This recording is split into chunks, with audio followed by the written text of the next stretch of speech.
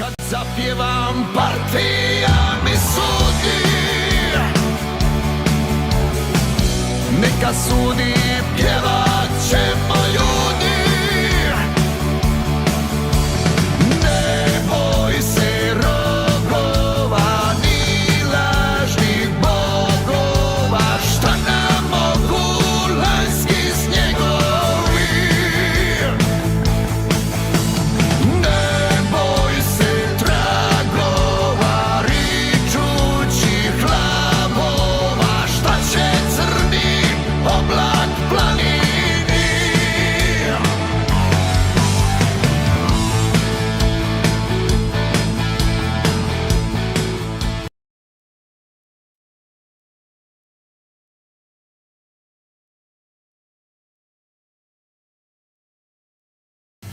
Kad zapjevam partija mi sudi,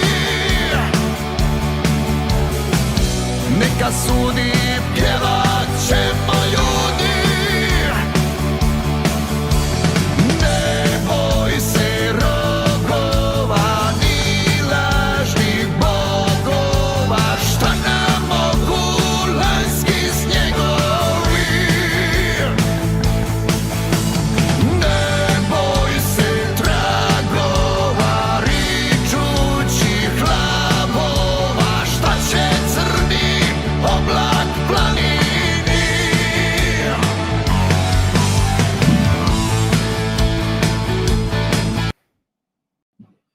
Dobro večer, good evening narode, episode 13 of PodroomTV 2025. With me as always, Rob Spoljar. Robbie, how you going, mate? How's your week been? Well, 13 episodes, who would have believed? A lucky 13, so this one's going to be the most rubbish one out of all of them. No, it's not. It's going to be an awesome one. Weekend was good. We had the Zora annual Zabava at Sunshine, which was somewhere between 500 and 600. Not bad for a small Zabava. So that went till, well, yeah, I was in bed on the wrong side of 4 a.m. So, yeah, it was a decent night there. Good times. The week before that, you had a massive wedding out there in the western suburbs of Melbourne as well, mate, which was, again, what time did that wrap up? Well, that wrapped up probably at a civilized hour, maybe about 1:30, but it kept continuing on. What time did it wrap up for the guests that kicked on later? Well, it wrapped up on Monday morning at 1 o'clock, I think is when it wrapped up. But there's a couple of injuries there. We won't go into that one. But I did hear, I spoke to a brother of one of the injured while we were having a coffee down at Broadbeach. I think it was on Sunday morning, even Monday morning. Bumped into a gentleman who was at the wedding, his brother, who said he maybe had a bit of a tumble, got some stitches, apparently. So 5 stitches. From what I understand, it wasn't a drunken tumble. It was a slip or a roll of the ankle. Yeah. Fell onto some glass, but all good, mate. Trying to do the right thing, actually. How good is that? The moral of the story, don't do the right thing. That's it, man. How good's that? If you don't end up in hospital after a wedding, were you really there? Yeah, that's right. Did it really happen? Simple as that. So other than that, in between, so we didn't have a show last Monday. I was at the tourney, and like I said, Spolge had that huge wedding, which merged west with southeast, two big families coming together. So it looked fantastic. I was getting some prank calls, I think at about 3 o'clock on Saturday morning, from the pre-party on the Friday night. So some of the people that were at the party on the Friday night at the lovely lady's house beforehand started making some phone calls, but all good. We'll as you do at 3 o'clock in the morning. I'll watch the video. They said to send a video. I haven't even had a chance to watch it, to be honest, because believe it or not, Spolge, I'm started working. I'm working. I'm still not on a first-name basis with manual labour. I said that last week, and I still haven't sort of come to terms with these hands, these surgeons' hands. Yeah. Are now starting to get blisters and calluses and shit, man. Well, there you go. Ali, I've learned something new. Double bubble, baby. Double bubble. Is that Saturday work? Saturday work, overtime, double bubble. I'm all in now, man. I'm all in. I've got the helmet. I put stickers on it. Thanks to 369 Creations for my stickers.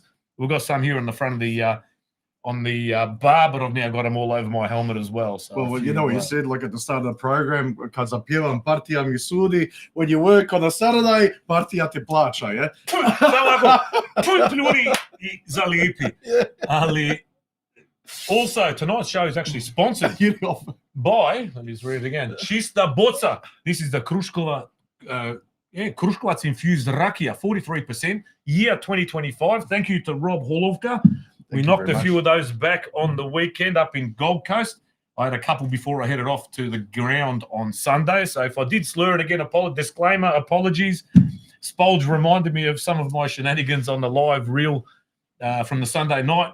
There's only some avid listeners that reminded me, and we're just absolutely thrilled with your comments, actually. Avid listeners heard some comments that I made, and Rob sort of triggered my memory, and I sort of thought back, okay, am I proud of it? I'm sort of proud of it, a little bit embarrassed me. No, I'm fucking proud. I'm proud. Proud. I was proud when I heard. That's it.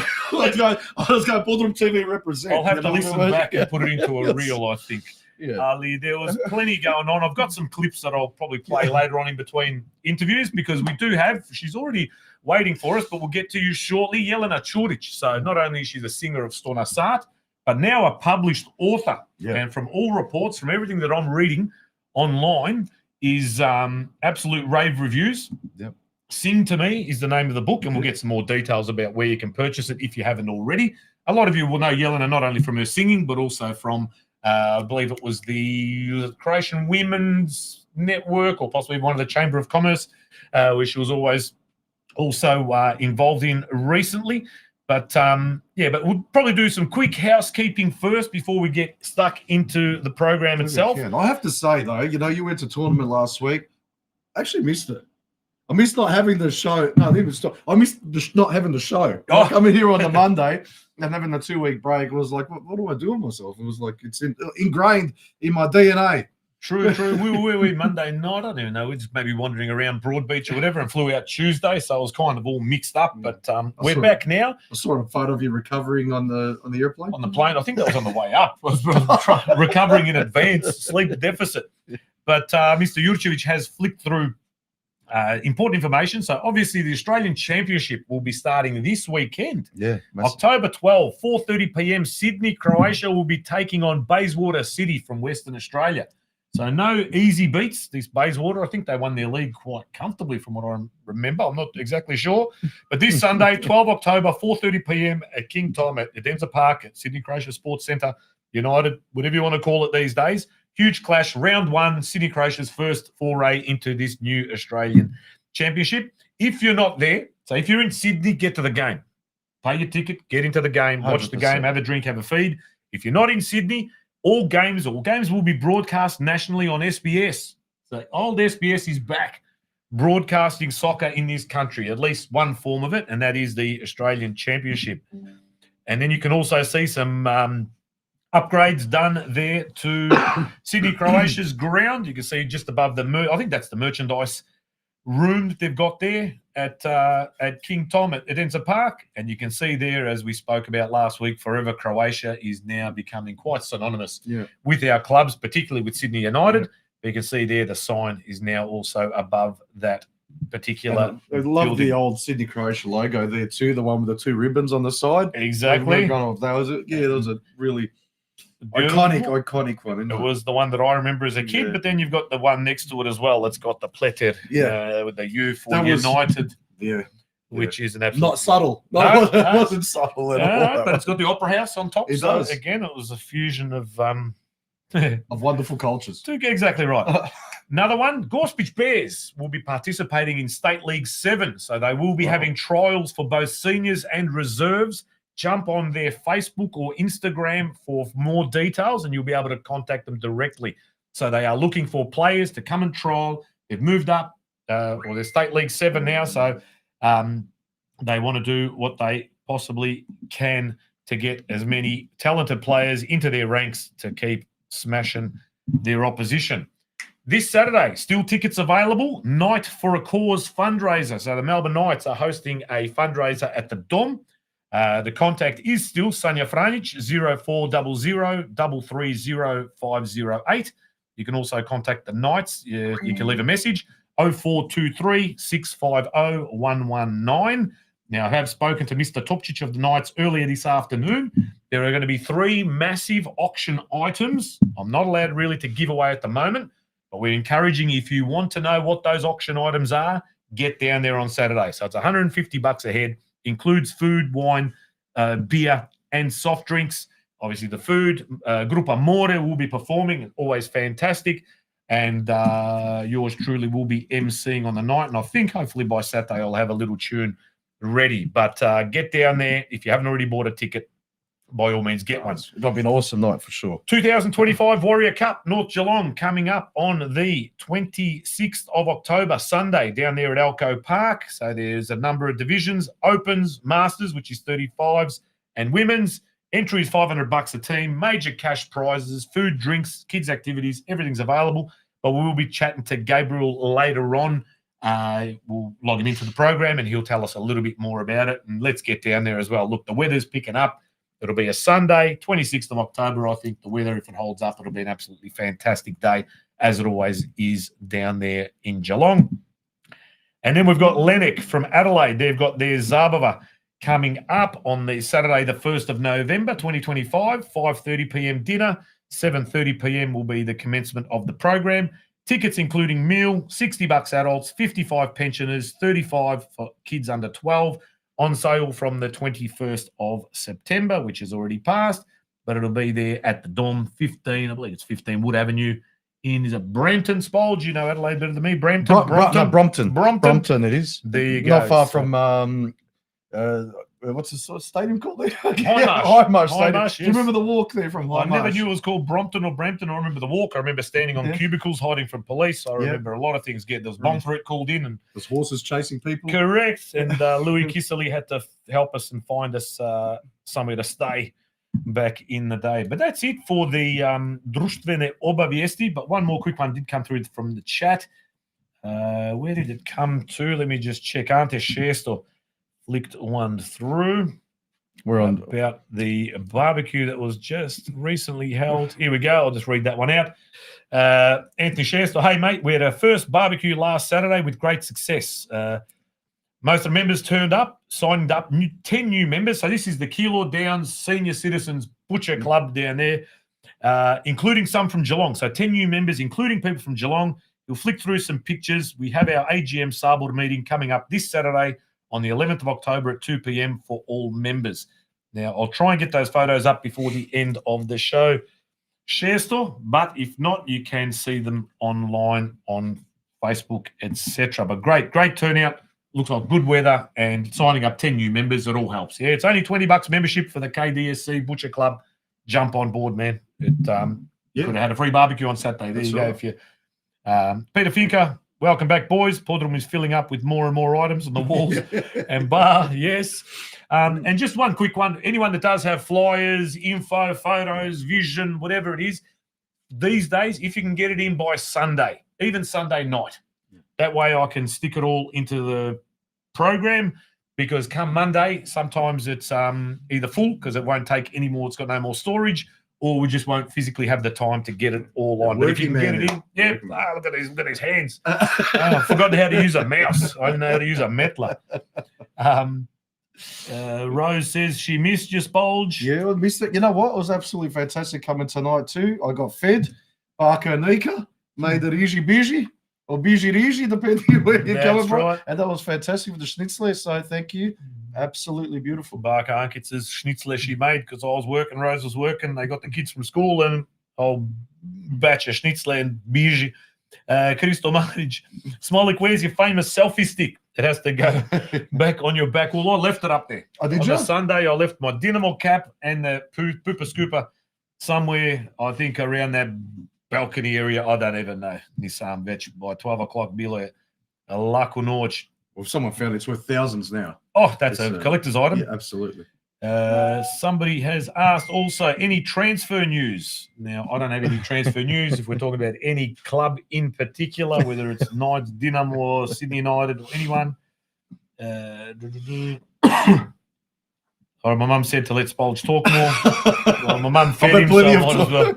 Oh, there's a reason I don't speak a lot. But in the background here, we do have now what is pretty familiar face. So especially recent times, other than everyone knowing it. But we'll see if we can get that clip up, Spolge. We've got another clip of our guest from a bygone era. Yeah. But a lot of the ladies that are tuning in tonight would have chatted with and enjoyed the tunes at the ladies' lunch on the Gold Coast, which looked like a lot of fun. If the Dynamo one was anything to go by, I wasn't physically at the ground when the ladies' lunch happened this time around, but I could Been a imagine brave man if you were. I could imagine there would have been some Ali Yelena entertained, and no doubt she would have had a lot of fun watching some of the shenanigans that took place. Yeah. But we welcome tonight's first guest, Yelena Churic, all the way from Sydney. How are you, Yelena? Oh, I'm wonderful. Thank you for having me, boys. Well, thank you for joining us and gracing us with your presence. But as Smolik did just say, you're fresh from coming back from the tournament, doing the ladies' lunch. How many casualties were there? You know what? I'm not telling you any women's business. What's wrong with you? Yeah, okay. I can't tell. You know what? We, the boys and I, said that was the gig of the year. Yeah, I can imagine. It really was spectacular. 150 women decked out to the nines. Drinking heavily. And you know what? They were so beautifully behaved, and they danced, and they left this wake of terrified-looking men. When That's what men they were call it looking these through days, the beautifully window. behaved. Yeah, They were beautifully behaved. Was it like last year with the kids outside crying because their dads weren't looking after them and they hadn't been There were fed? dads crying. There weren't kids. But you had a captive audience. Did you get to sell any books to these? You know what? No, I ladies? didn't really. I didn't talk. That wasn't about the book. That was about the ladies. So that was just about them having a fantastic time. Yeah. So I they are. didn't harass them with the book yet. So that was really. They were wonderful. I've never had so much fun. And they, like I said, there were no men there. So they were so beautifully behaved. Oh, so you're just thrilled. Look at you. You're still glowing from the fact Because that you had a day it off was from a the meet. fantastic gig. I loved it. Yeah, I can see.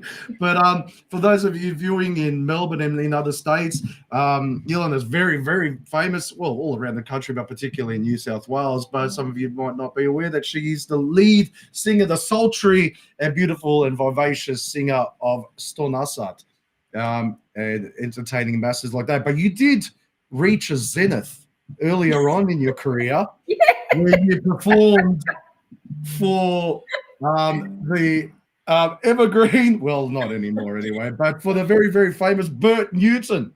Oh, gosh, you know what? Not just Bert. I was on Hey Hey It's Saturday. I did so many. I was on Video Hits, the whole bit. That was back in the late 90s. Yeah, that's right. You were like 5 years old at that time. Oh, yes? God bless you. Yeah, it's I've got the Vaseline on the screen. Let me just check. Hang on a second. But we got a visual. But look, you've performed for. Yeah, let's put that on. I don't know if you've got. See if But I hope you've got. I really hope you've got the right video. Yeah. Okay. No, it's not your other one, Stevenina. Don't worry about it. It's an appropriate one. I don't know if it's going to work, but we can always try. Here we go. No, something's happening. I don't know if it works. Is fingers crossed. Oh, can you feel the rush? Can you feel the rush, Yelena?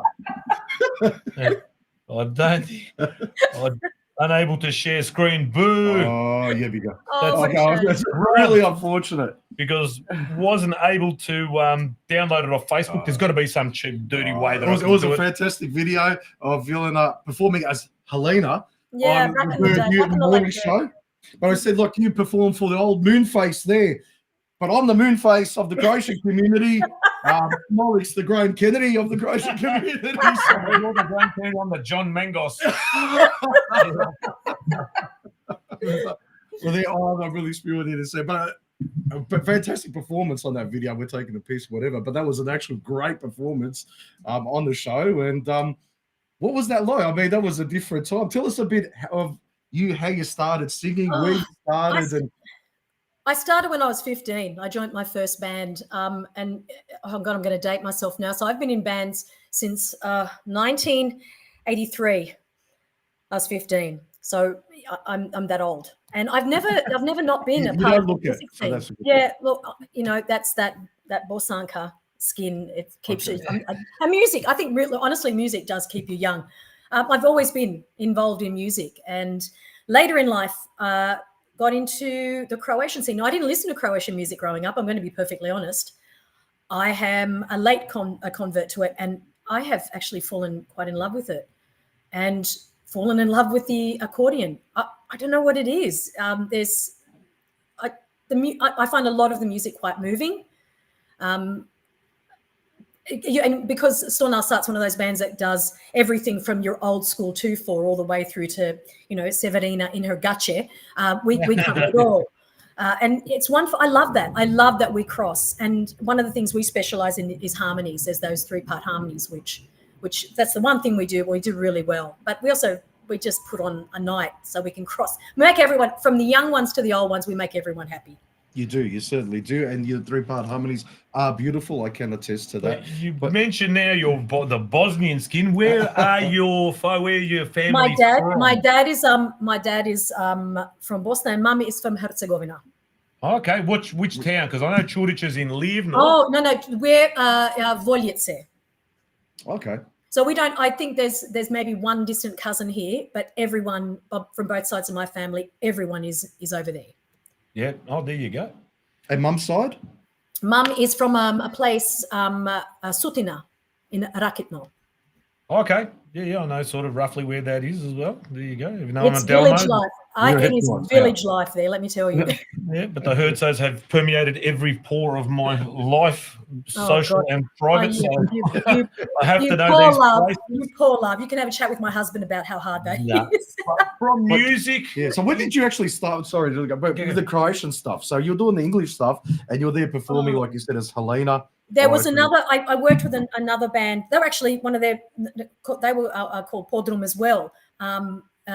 Johnny Pushkas, who's in Equipa now in Canberra. So I worked with him and a lovely guy called Davore, and I started off with them. And somehow I think what happened is Perica from Stornasart was in just desperate need of a singer at one stage. That was 15 odd years ago.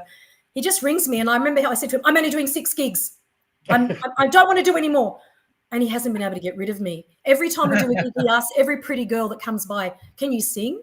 And they go, "Why?" Because I'm trying to get rid of her. And they're all coming back saying, "I'm only doing 5 gigs." Seriously, and I really wasn't meant to stay more than 6 gigs. I was a little bit over gigging at that stage, and then I don't know, it gave me a new lease of life. And I think what I loved is learning this language, which, I'll be honest, my Croatian is not brilliant, but I've gotten better, and I've got to understand the language a lot better through lyrics. Even though all the Dalmo stuff, I never know what I'm singing. I swear to God, I don't know how. I just learn the words and just pretend. You know what? Neither do they. So that's sorry. Okay. No, that's all right. But I'm just going to flick over to a screenshot here. So writer, singer, performer, and now when we get to the crux of it is a book, and you can jump on Yelena's. You got a website there, yelenačurić.com. Sing to Me is the name of the book, and now I haven't got a copy yet, but I've been reading some rave reviews online. There was a man with a moustache and looked like a bit of a mullet who was given a bit of a review. Looked like a bit of a character. I'm not too sure if you know who that bloke was. What's that?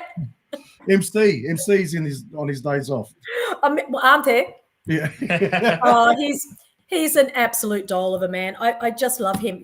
One of the wonderful things about the book is I'm finding men are reading, and I'm going to be honest, men don't tend to read a lot these days, men and boys. So it's actually quite wonderful to get men, because it's the main character. It's quite the protagonist is a guy. So, and I think it can a lot of women read, but I love that men are reading. That's one of the things that's making me really quite happy, to be honest.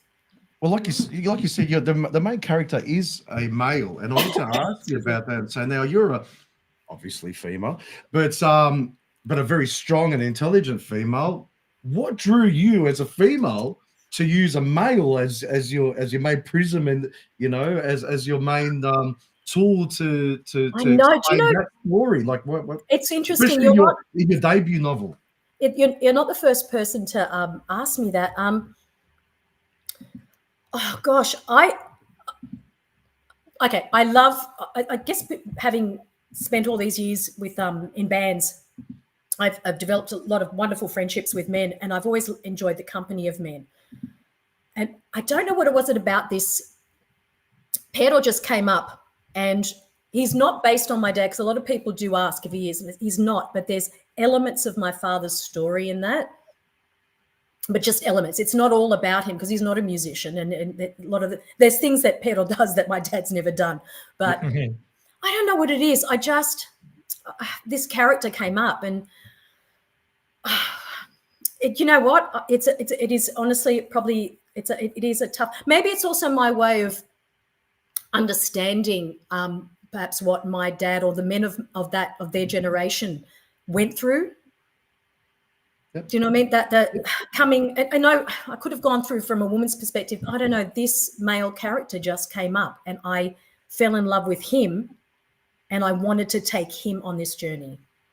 But even taking a step back, what motivated you into going so far as to write a novel? Like, obviously you've got... Oh, I've had a passion for reading since I was in year 3. I've always loved literature. It's probably, you know, if not, I love it more than I do music, if I'm being perfectly honest. I've always loved it. And beautifully written prose, just as beautifully written lyrics. If it moves me, it's something that will stay with me. And you know what? I was looking for Croatian stories. They are so hard to find. They really are. You can find everything else, but to find something that is uniquely Croatian, and particularly, I say Croatian within our, even though it's set, my novel starts in Sydney, it could be the western suburbs or the working class suburbs of anywhere in Australia. So I thought, like, you know, God, I'm going to just write one. You know, it's something I've always thought before I get too old, before I pass away, I wanted to have at least write one book. It was really hard, but I don't know, it came, and then just somehow it's been a 10-year period, to be honest. Oh, okay. Yeah, I got lost in the middle where I stopped and I wouldn't look at it anymore. And then I just came across this wonderful, Westwords got involved, and I got into an accelerated program, had a wonderful mentor, and that just helped me structure the story, because that's what I wasn't sure of how to do. Yep. But you learn. It's like anything, you know. I learnt, and I don't know, this story just came out, and I thought, I love music. Yep. I was in, because it's set in 1980, and I was there as an 11-year-old. We went back, and it was one of the bleakest winters ever. And the memory of that time has never left me. Yeah. Never. Yeah. We went to Zagreb, Bosnia, and I just remember it, and these characters, and just being there. And I can still smell. I can walk past things and I can still smell, like fires. When someone's burning a fire in my street, I can smell being back in Bosnia in winter. Yeah. Those memories just come flooding back. And I don't know, I had to put it on paper, and I'm hoping I've done a good enough job so that when people read it, even if you're not Croatian, it's a story that will take you. And I want people to go, oh, where does this guy? What's happening to this guy? Why is this guy going through all this? And you know, wherever I take you, am I describing it well enough to make you go, boy, even though I don't know this place or know this, I feel like I'm there. That's my aim, to take you on this journey. Yeah. So you said it took 10 years. That's what I was going to ask. Was it one of those things where you hired out a log cabin on a lake and you bought a typewriter and you sat up there for like 6 months and just wrote this book? Or you're obviously busy. You've probably got a million other things going. You know what? It started in I was a mature age student at uni, and I came across the most wonderful tutor. And she had her class, the story started in her class. She had an exercise. She put this little inanimate object on a table, and she goes, write a paragraph. And from that little exercise, the first paragraph came up. And I don't know, from there I just went and I did another course with another centre, then left it for years because I didn't know what to do with it. I had 2 drafts, and I went, I don't know what to do with this now, until I came across this organisation in the western suburbs here at Parramatta. And through that, I was able to find the right people to go, okay, look, this is how we're going to put it. This is how you do it. So I needed guidance. I'm not ashamed to say that. Without that, wouldn't have finished. And I learnt, and that was and I had this wonderful mentor called Luke Carmen, who is he's just an amazing writer. And he also came in and helped me just structure it. And now I'm working on a second novel, and I'm getting it now. Yeah. It took me a while, but I'm kind of, it's hard. You know what I say? It's easier to give birth than it is to write a book. I'm telling you. Well, look, it's obviously always within you, but you've got to get those little refined tools, someone to refine it, and just, it's not. There is a way. There is a structure to books. You just can't, you know. But it's interesting that you formed it around, like, when you were 11 years old and you went over to Croatia and Bosnia, and it's such a formative age as well. You're just before you're about to become a woman, you know, and you're saying those smells and things. And I know when I went to Croatia first time with Mum in '83, I was 7, and I still remember those smells. I remember this smell of this cheap soap that was in our suitcase and diesel from the buses. Every time I smelled the diesel come off a bus, it reminds me of 1983 Croatia and that socialist Croatia. You know what I mean? Just that smell of socialism. And diesel is the smell of socialism. There was that darkness, that poverty. And I'm so glad you get that, because it doesn't leave you.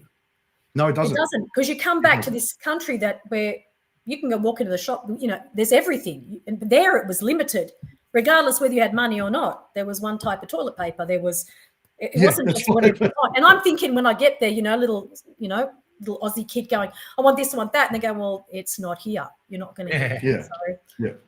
Yeah, that was me searching for Cocoa Pops. I remember that. I remember that as well. Yeah, you had Chocolino or nothing. Yeah, that was it. They brought me Chocolino. But that's all things, like you said, that smell. I don't know if you ever saw that cartoon Ratatouille with that cook, that chef with the rat, and he has there's like a food critic who comes in and has the Ratatouille, and he has a bite and he just takes it to his childhood where his mother made him ratatouille. And those smells and sounds and all these little senses, like other than what you're looking at, take you back. And there's such strong senses, and they've got such strong emotions surrounding them, don't they? You know? Yeah, absolutely. Yeah, and that was so. Look, but it's interesting. Even though I wanted to set the book in Lika. Now, my husband's father is from Lika, because even though my family came from Bosnia and Herzegovina, it was important for me that the main character was actually from, even though it's set during the Yugoslav time, that he was from somewhere within Croatia. I chose Lika. And I remember, you know what? I don't know if you think the same. Lika does have, it reminds me of Bosnia at the same time. It's got that. They're rolling green hills, beautiful. They're both so beautiful. So that's one of the reasons I really wanted that. So, but I do end up taking Pedro because of his music, and this quest. Because he goes on to he is estranged from his father, and he was once a brilliant musician. He doesn't play anymore. So when he goes back, because what happens is Tito dies, and he gets a letter from his sister saying his mother is dying, and she goes, "You got to come back." And he thinks it might be safe now for me to go back. So, and then there's this quest, and you go on to find out all these, what happened between him and his dad, what happened between him and his best friend. And there's music running all through it, because my mother will just sing songs to me that she sang as a little girl, just these songs. So what I wanted to do was I peppered the novel with all these little lyrics that are just of hers that I've just found, which I just thought were just so beautiful. So these little lines of lyrics that are just peppered throughout, because to me, music is so important, and I think particularly to our people, and for maybe generations, because my mother, who was barely literate, that's her way of expressing and of telling storytelling is exactly right. So I just hope the younger ones will listen to their grandparents, because they've got such amazing stories. And that's one thing. I've always been a great listener, and I'll make notes, and I always love listening to the oldies telling me stories. So I'm hoping the young ones will do the same thing. They have so much. Also, those generations before us were so much stronger, I think, than our generation and the generations that have come after us. Someone like I was talking to Davey Diak last week, who was on the program a couple of weeks ago from Forever Croatia. I was talking to him about someone that's very close to me in my life, who actually went on the Križni Put in Bleiburg as a 15-year-old. And didn't come home for a year. And we're just talking about that and go, look, 15-year-olds now struggle to call Uber Eats, but they've gone, he was able to do that and be away from his parents for a year. And you go, how can that be? Or even our parents' generation, when they came here to this country, so my parents came in the late 60s, without a word of English. How did they manage to come from another continent, come here and have the balls to do it? Not knowing what's on the other side, other than dreams and whatever fantasies they've heard about it. What kind of guts have they got? We get anxiety over the smallest little. Well, this is for me. I think very much that the book looks at that, our parents' generation, and for me, to me, it's a love letter to them and to what has happened. And it also does touch on elements of the past, particularly that post World War II. And there's so much intergenerational trauma that we have got when we do. It's a part of our legacy. It's a part of who we are. It's a part of how we deal with our parents, how we deal with our own children. Because I asked my daughter, she goes, "You've all got PhDs in intergenerational trauma." I said, "Oh, baby, it's just who we are, But I just find it absolutely fascinating. I just find it rich in. I think it's our duty to pass on the intergenerational trauma through Batine. As we got Batine, as they got Batine, that daughter of yours that says, "Oh, PhD and mine are the same." Batine, došla iz raja. They got. I think Batine, we pass that down. If anything, as storytellers, it's on the palm of your hand. I told my daughter I've got a bank account set aside for all her future therapy. I go, "Here you go, girl. Just here, pay for it. I'll pay for it. Don't worry." That's the shot. I had a friend of mine who said that Croatian children need to be beaten because they won't learn any other way. You cannot do it any other way. You see them at weddings. It's in our DNA that we just need to be beaten. It's a rite of passage. Now, the book is in English. Is there any thoughts about translating it for those back home? I don't know. Look, it'll be I'm with they're gorgeous. They're only a small publisher. They're a not-for-profit. So I'm not sure. I don't know what'll happen. It's one of those situations where we'll just see how the book sells. And if it gets sold internationally, it would be wonderful. And then we'll see what happens, because God knows my Croatian is not great. So, and where's the best place to purchase? I've seen online. You can look. I would recommend, if you are keen, Dymocks online, QBD online, Booktopia. You can get it through my website. My publisher is, I think, very low on books because they're selling so well. And we're looking at hopefully doing another print run, but we don't know when that's going to be. So I think best bet, if you can, maybe your Dymocks, your QBD, your Amazon, they're a little bit more expensive. So I don't like to, harass people to spend too much. But Booktopia, like I said, those sort of places, if it's something that you think,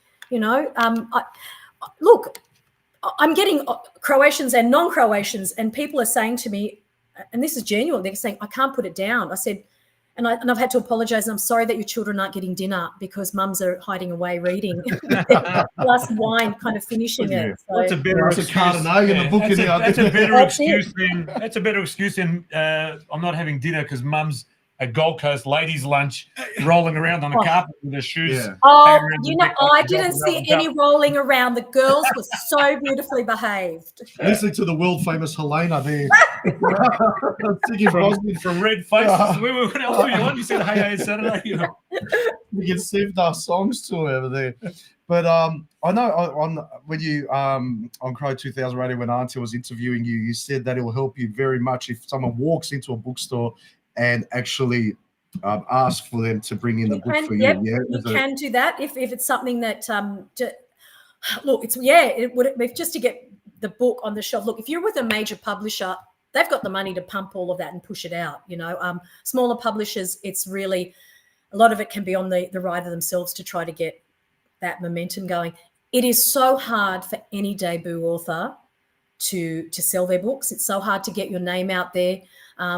It's getting harder and harder, particularly in Australia. To get my story published at all, I'll be honest, was a miracle, because no one else has done it, and they're going to go, "Oh, well, how do we know it's going to sell?"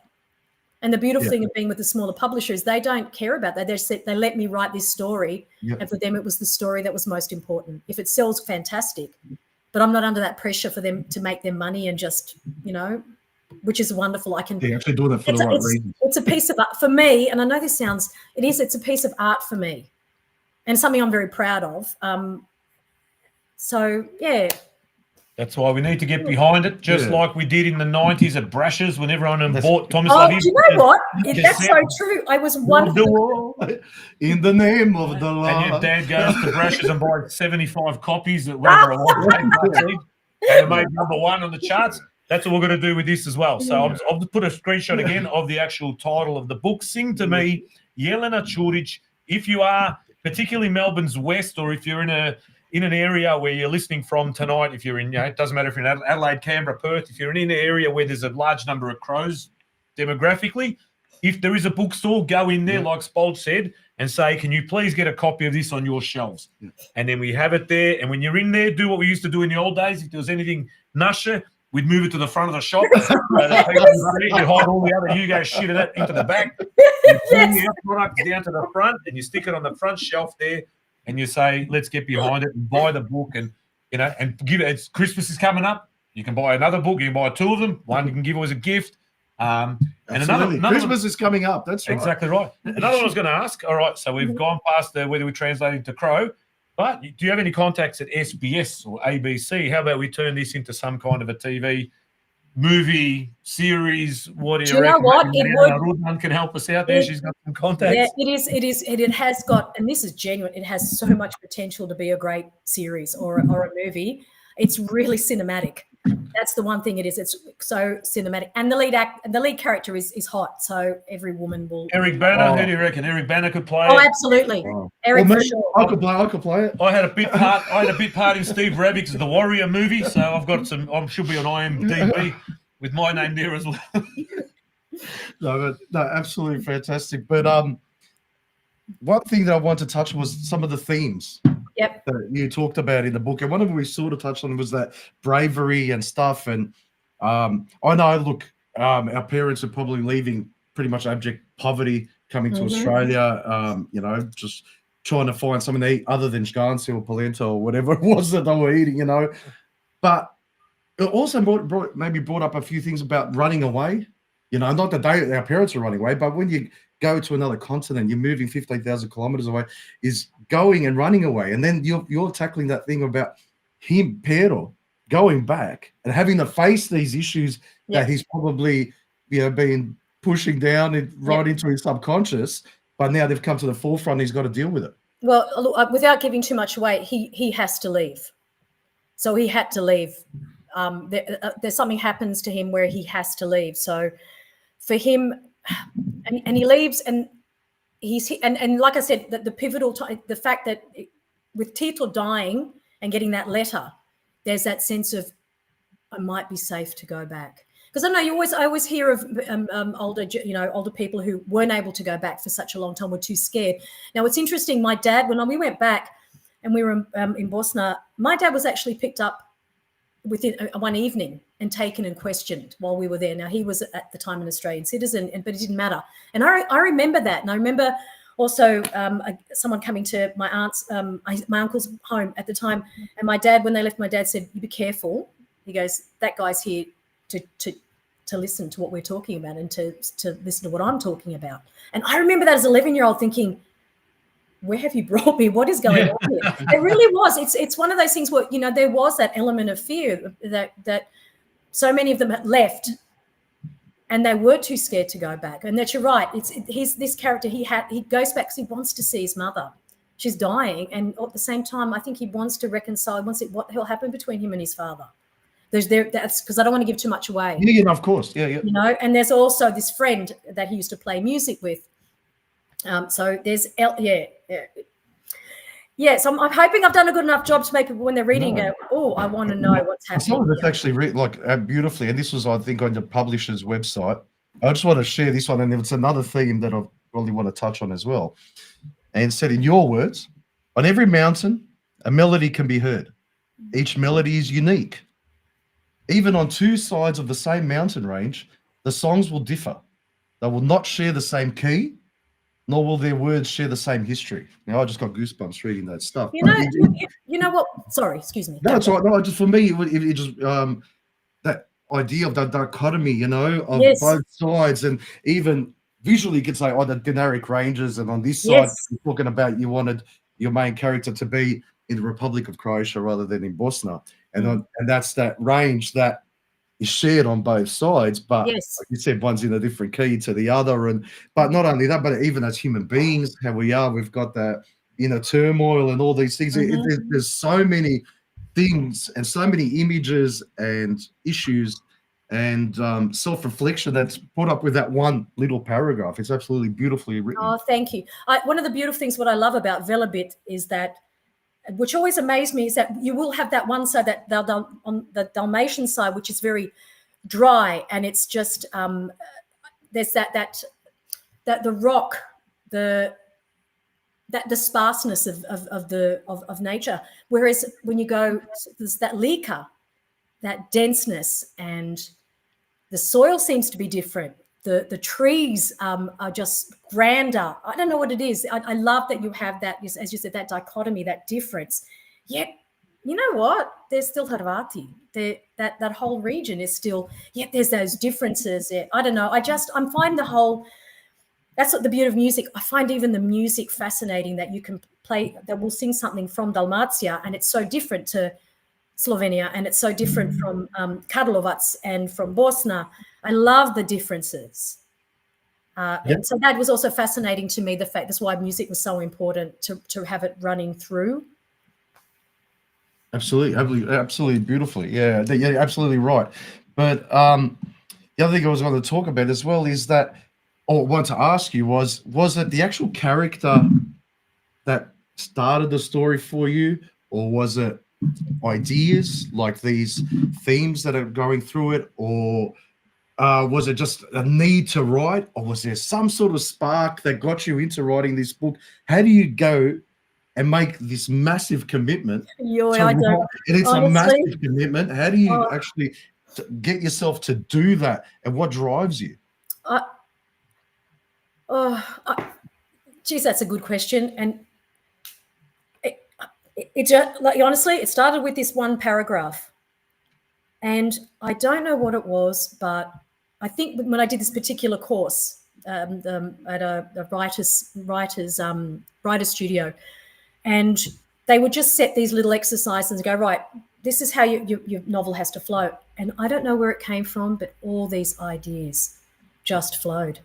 I don't know. It was like divine intervention. I don't know. It just that all these things would come in. And I think all those years of reading, all those years of music, do you know when sometimes things happen at the right time?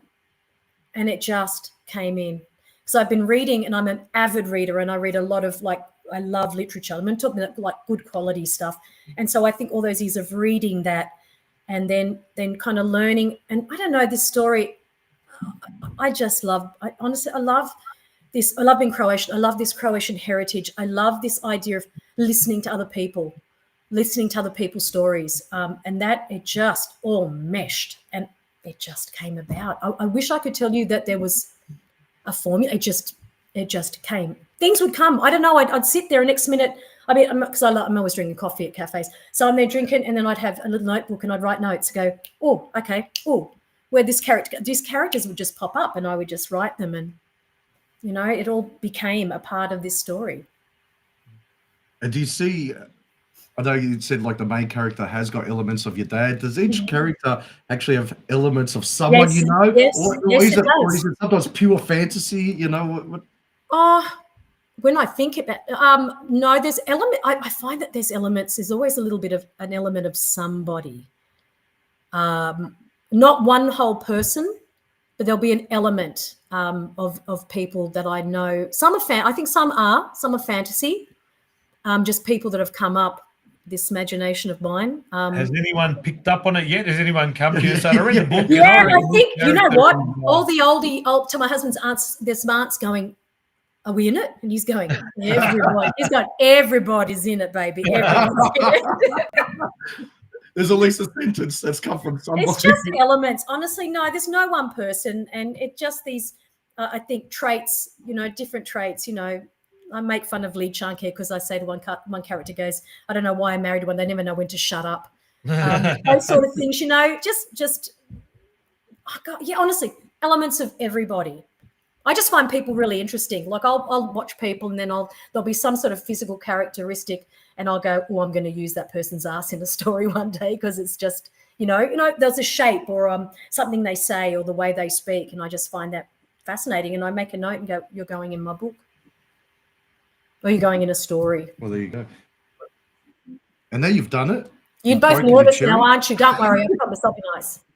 Well, no, I actually Sorry, was I that? have to admit, I haven't read the book, but I will. I promise you I will, because I'm so fascinated, and I think the story sounds absolutely fascinating, and just little snippets that I've written. I can see it's beautifully written. I can't actually wait to read. I am a reader as well. Oh, don't that's read wonderful. quite a- Yeah. So, but I can't wait to get my hands on. But now, what I wanted to ask as well was, Mhm. you've done it. You've broken your cherry. Yes. Second story. The Mhm. second story you've got, did that start manifesting prior to finishing it, or did you finish this and you go, I've got to get on to the next one, or how did that start? No, the next one, where was the next one? I was still working on the first one, and the next one popped up. Oh, okay, I know how the next one came. This is how I found Westwards. I got an email. I'd entered a little short story, didn't go anywhere. I don't even know how I found these people. And then they sent an email saying, look, we're doing an anthology on crime. Now, I've got a little bit of a love on the side of crime novels. I'm an avid true crime podcast listener as well, obsessed. So I just thought, I'll give it a go. And this story came about, and I got into this anthology, and that's just that one little story made me think, oh, I might be able to do this. So I kept going, and I kept writing, and I kept, built up my confidence, because for a long time I thought, I'm not good at why am I wasting my time? I don't know what I'm doing. But that story, there was a character and his mother, a Croatian character and his mother, and he's a bit of a crim. So he's a real disappointment, but you met him at the tournament, didn't you? No. But this, I've changed it. Him and his bet. This is a little a crime novel set in the the late 80s, and these boys that somehow come across. Always 80s again. See, I'm obsessed with it. I've got to get it out of my system. The 80s is, and then I'll be all right. Then I go into the 90s. I've got a you third can just hear Wham playing in the background. Yeah. Yeah. Right. Yeah, so we'll see. I'm only like 3/4 of the way through the first draft on that one, and that one's a little bit more fun. These two boys that find themselves involved in a murder that they had nothing to do with, but somehow they've got to. I don't know. They just work at why are we here? They're petty crims, and there's music in it again. There's got to be. Like the 80s had the best music, so I'm going to have music. And realistically, any movie you ever watch would be shit without a great soundtrack. Oh, absolutely, yeah. And the 80s in particular, just bliss. But now, like you've written a book and you've done it, like as a mature person as well. Mm-hmm. What sort of advice would you have for any other writers? I know there's a couple other ladies I know in Geelong, funnily enough, both in Geelong, and both ladies as well that are getting into that and want to get into writing. What sort of advice would you have for people like them that are starting off or have got that bug, and they really want to do the same thing you've done and have a story to tell? For me, one of the best. Okay, you got to write. You just got to start writing. Just write. Doesn't matter what you're writing. It can be crap. Doesn't matter. You just got to. You got to write. I found the writers' studio who had a first draft program that was incredibly helpful for me, because they kind of like, I had a wonderful mentor, and she would just give me little exercises that it helped me string this story together. And it gave me the idea of how that, I was talking about how a story flows. Because look, you've got to write, put a story together, whatever you can. If you can get a couple of drafts. Okay, wait a minute. Then short story competitions are a fantastic way, trying to get your pieces into anthologies. You've just got to write, and you try to get a little bit of your name out there so people will start to pick up who you are. Because to get published in Australia is incredibly hard. You can do self-publishing, that's also incredibly hard. But to get published, God, like I said, I was lucky enough to come across Westwards, and they, I'm the first adult fiction that they've released. They do children's books, they've done short story anthologies, but this is the first adult piece of literary fiction that they've released. The big publish houses, people struggle. People, they work for years and years to try to get books. Like, for example, romance, huge. Crime is huge. Romantasy is huge. So if you're writing anything that's not in those genres, it's a tougher.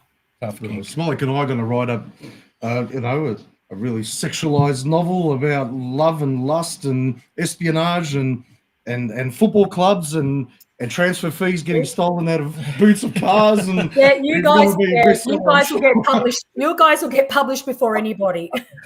No, but what's been the reaction from your publisher, being the first adult? They're just. I think they're blown away with how well it's selling. It's like the first print run. It's really low because it's selling out. It is selling really, really well. But this is the thing they've got to weigh up if we do a second print run, because when you're a not-for-profit, money is an issue. If they're going to do it, is it going to sell? So it's got to be worth their while. And so I'm now at the stage where, hopefully I can get more people who are interested in this nationally. Do you know what I mean? So more people, but then there's a reason they'll go, right, let's print this, get it out. Look, I just think it's such a good story, and it's a different story. And I think of the Kite Runner, and that was a story that of a place and a culture that none of us knew, but that it was written so well, and it was such a beautiful story that people were hungry for it and wanted it. And I hope that there's an element of that in this book, that people go, regardless. I don't know anything about Croatia, or I don't know anything about that time of history, that the 80s, what happened. But if I've done a good enough job with this story to make people go, oh, okay, where is this going to go? Where's she taking me? That's what I'm hoping, that they go, this is, regardless, it's a story about, he's on a quest. There's a man who's on a quest, and he hopes to find redemption at the end. And as I said, you know what, this is a world that needs it so badly. I think we just need stories where, people are finding who they are and finding more about their history and what happened. But what we're going to do, so somebody did, I think it was Stella that might have flicked it through. Where was that one? Podrum need to buy a couple of books as giveaways. So what we're going to do, so next week we'll have a competition for a couple of books as giveaways. We'll think of a particular question or questions, and we'll give them away. What we'll do then, Yelena, we'll buy the books directly from you. So We'll tell you who the two winners of the competition are, and if you can sign it, dear. Absolutely. Sure. Your or Anja, whatever her name is, and then we'll get them posted down, but we'll go directly through you rather than through the easy, no problem. That sort of stuff. We'll let you know. We'll pay all the postage and whatever else. We'll send it down, and we'll have a giveaway of 2, maybe even 3. I'll be generous. We'll do 3 copies for next week. We'll give it over the next 3 weeks. And we'll give 1 copy away a week for 3 weeks. And that way, it's a worthy recipient for something that's exactly right. And it's a great. Well, look, I'm looking forward to it. Yeah, me too. And then we'll get a copy each for ourselves. So that'll be 5 copies from PodroomTV. We'll get 3 for our listeners and 1 each for ourselves. Sounds good. And that'll keep us out of the doghouse, because we do have Christmas coming up. That's Valentine's sorted. Everything. Yeah. Anniversaries. Everything. Because it takes my wife that long to read. It should last me until Christmas 2029. Well, better than what we're doing now anyway. But what I want to ask you too as well, you're a very active part of the community as well, and you're singing there, and we're like, you and I are very lucky to have that privilege of doing that. But one thing with our community that's probably been a shortcoming is, if you're not into soccer or folklore, there's not much else left. Oh God! Yeah. I know you're doing this writing thing, and there was another thing that you brought up with Aunt as well, was the Croatian Film Festival. It was so good. Yeah, can you talk a bit about it and that, because I'm actually embarrassed to say that we haven't had it in Melbourne, which is an absolute disgrace. But we're working on that. We are working on that. Yeah, it was fantastic. I saw Sveta Obitelj, and it was stunning. It was a hard watch, but it was just so beautiful. I don't know. Look, you're right. If you're not into soccer, there's not. This has been the biggest struggle for me as someone. We love our music, great. We've got a really healthy, and it's wonderful. I love seeing the kids at Folklore. The fact that it's just still strong, and people come to the Zabove, and they love Croatian music. They love, all the kids know all the lyrics to everything. But when it comes to the arts, I'd love to see more film. Art, writing, literature. Oh, I just feel like it's one of the areas I agree with you. We're just not as strong. And, you know, I'd love to see more kids encouraged to do that, to be a part. You can still do all the other things, but if it's something that you want to do, and I know people are thinking there's no money in it, because there's no money in it. Let me tell you, I'm making no money, but there's something so beautiful about someone coming up to you, or even at a gig when they just love what you do. But when you've created something and they go, oh my God, that resonated with me, or this story has stayed with me. Oh, you know, that's a gift. That's, you know, and it's universal, like music, universal. You know, when you do a gig and you're feeding off the crowd and they love it, Yeah, it's always something that I've always felt like we need an artistic organisation. I know I'm just sort of thinking out aloud as well. That would support people like yourself who are writing things, or someone, let dare say, takes your book and gets inspired and wants to turn it into a miniseries, turn it into a movie, turn it into a short film, turn it into whatever they want to turn it into. But there's a means of doing it, and there's an organisation that's going to help them manifest that. You know, that's something that I think we need to actively work on. I mean, and first things first, we've got to actually bring a film festival to Melbourne. Start with that, because that's seemingly hard enough as it is. But it's a lot of work, but I think it's so worth it. I really do. I'm all for it. I'm with you on that one. And when you were writing it, did you have a film in mind? Were you thinking, oh, like, this could be a movie? Or, you know, did you see it playing out? It wasn't until the end that I went and I'm looking at them going, this is so cinematic, because look, everywhere the character Pedro goes is beautiful. From Zagreb to Lika, he goes to Zadar, he goes to you can go on this journey. I don't know, look, the country's beautiful regardless, but yeah, and there is so much and so many characters. This is the thing, it's a very that the characters are very out there. I've got some very interesting I just find Croatia. Did you say Pedro goes to Zadar? Oh yeah, he goes to Zemunik. We'll be buying 25 copies of this. Oh no, he goes to he goes to Zemunik.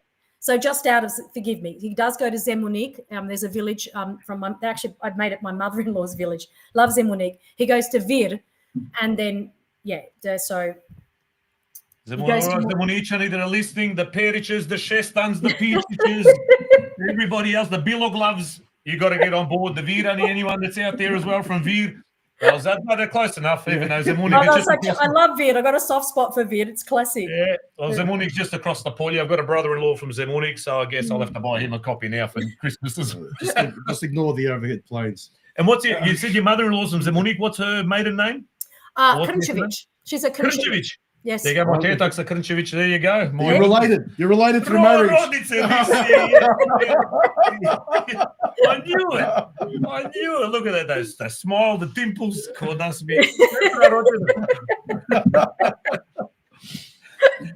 mate. Well, Yelena, fascinating story. I'll tell you, that's as fascinating as that your story that you wrote is. Your story and you are fascinating as well, where you've come from singing and now gone and been inspired and written something and actually done it. You know, you didn't dream it. No, it took me a while. It was hard. It was hard, and it took me a long time. And I got to tell you, my confidence. You knock your confidence out all the time. You go, no, I can't do this. Yes, I can. No, you can't do this. And I went, oh God, who cares? I'm a middle-aged woman now. I'm closer to 60. I don't care. I'm going to do it. I'm going to get it. And I was lucky enough. I did it. You know what? If anything, it doesn't matter. The beautiful thing about art or the arts is that, and even with music, it doesn't matter that I'm not a spunky 21-year-old anymore. I'm a middle-aged woman, and I can still do it. And I love what I do. And I don't know. It's wonderful. I love it, and I'm going to keep doing it. And if people want to read it, beautiful. You know, it's. And if any of our listeners or watchers or viewers or whatever we've got want to get in touch with you and ask you any more questions, is there somewhere? You know what? You can on my website. They're more than welcome to on the website. You can send an email, and I get them, and I do receive emails, and I answer them, and yeah. More than welcome. Yeah, it's fantastic. Absolutely. We'll be getting copies for some lucky listeners. Hopefully, once we do the competitions, we'll collate all that information, flick it off to Yelena. She'll send back signed copies. If you want, tell us what do you think a good competition would be. Yeah. Well, some of the stuff we've spoken about tonight will be the questions for next week. Okay. So if you're listening, if you've listened into the conversation, if not, tune in during the week, listen back, and we will ask, what is Yelena's mother-in-law's maiden name? Whatever is she from. And Yelena, any big gigs coming up? Oh, what have we got coming up? Oh, there is. I'm just trying to think. That's my mother banging away in the background. I've got. There's a couple of gigs at the Concord Club. We've got For the Life of Me. Do you think I can remember? That happens. Not big. There's just we've always got something. And you know what? I'm hopeless. I just wait. Peterson sends me a list. He goes, I go, what do we got this weekend? And he lets me know. And I just put it in my diary. You just keep it free. Just we're you know what? It's like we've always got something on. There's always a gig. So and which I love. I love working with those two boys. They're just gorgeous. Yeah, but Romina Kvesic-Cholak tells us ladies' lunch was the gig of the year. So that's what you said earlier, and she has reiterated that. Can I tell you, it was the gig of the year, and I'm not exaggerating. We had the best time, and it was wonderful. There you go, ladies. If you enjoyed the music, you'll enjoy the book even more. So if you were there, I just had to push my mother's. She's oh my god. She wants to get in. Go get her to say hello. Get her to say hello. No, she's been drinking wine. No. That's our kind of person. Our kind of person. 97% of our viewers. Oh no, she's out of. She lived with me for 25 years. She's absolutely out of control. Oh my god. We're talking about frequencies because we all get on a frequency, and we are all on this frequency. Oh look, I have to. Yeah, I have to behave. I had one earlier. No. But plenty of feedback coming through. I can see on the chat as well. Absolutely fantastic. Great show, guys. I think Yelena should be a regular on the program, according to Tony Gudagic. What else have we got here?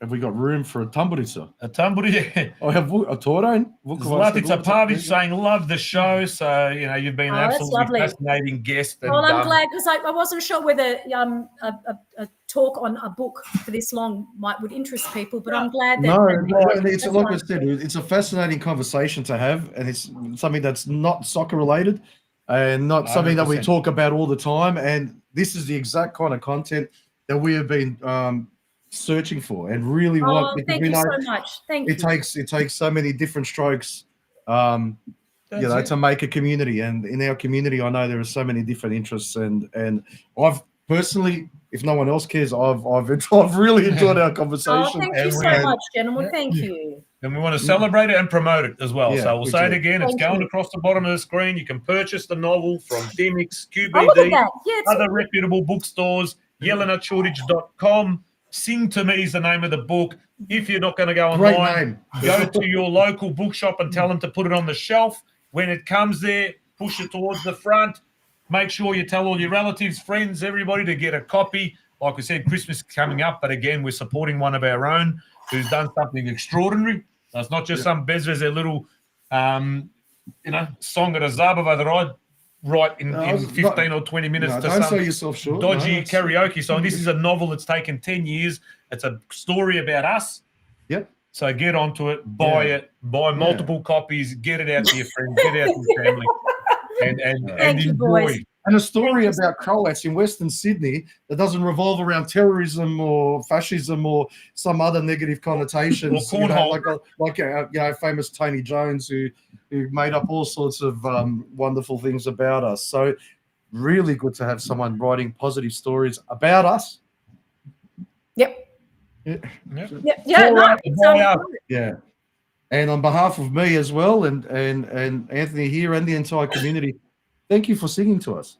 Thank you. Thank you so much for having me. Thank you, boys. No worries. We'll be in touch and we'll get some books. But like I said, everybody, jump online, grab yourself a copy. And thank you, Yelena, so much for joining us tonight. You've been an absolute pleasure. And all the very best with the next novel and with this one and with anything else that you touch. Thank you. Thank you, boys. Bye. Good luck with Bye.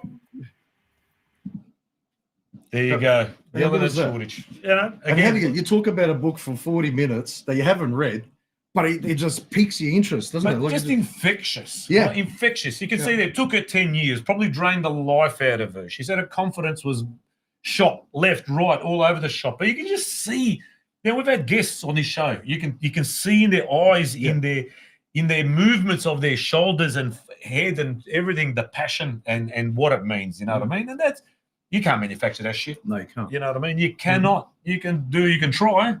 You can try and do it in a lab, but you can't.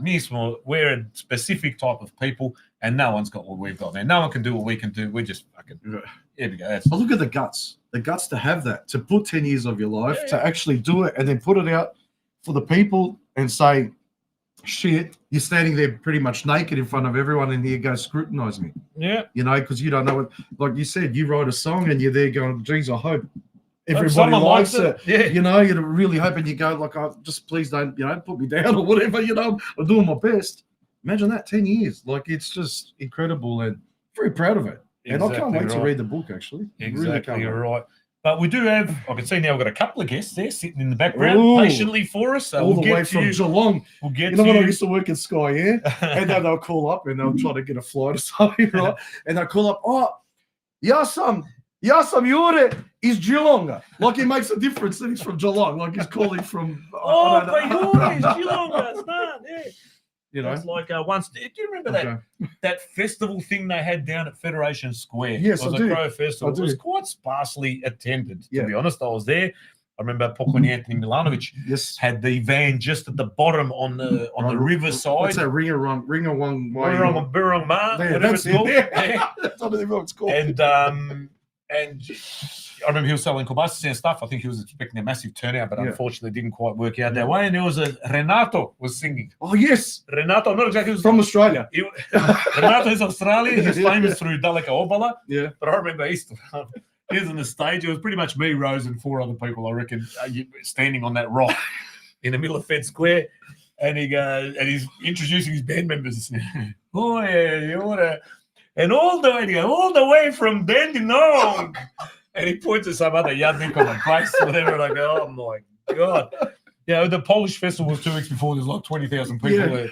But, I think that was organised. I don't know if it was a consulate or whoever organised it back in the day. It wasn't really advertised. Yeah, I do. It wasn't particularly great. And I think the Milanovics and Slovenia have probably done their balls. They did. Yeah, they did. Product that they brought down there and basically didn't sell because there was no one there. Ali, now we're going on to soccer. So the most important news, we do have a qualifier. Croatia is playing Czech Republic away on Friday morning, 5:45 a.m. We're back already. Friday, 5:45 a.m. Big game. You win this one. I was talking about it today with a couple of people at work. You win this one, and I reckon that's done because you've got, I think it's Gibraltar on Monday or something like that. It's a double-header weekend. You got Gibraltar, then you got Faroe Islands, and you got Crna as the last game. But you beat Czech away. You got a game ahead of them. Yeah, you think with a game in hand. You beat Gibraltar 3 points. You beat Faroe 6 points. You got basically game doesn't matter. Gotovo. Yeah. Then you got the next one on Monday. Neighbours, depending on how you look at it, Bosnia and Herzegovina away to Cyprus. So Bosnia's currently, I think, first or second in their group.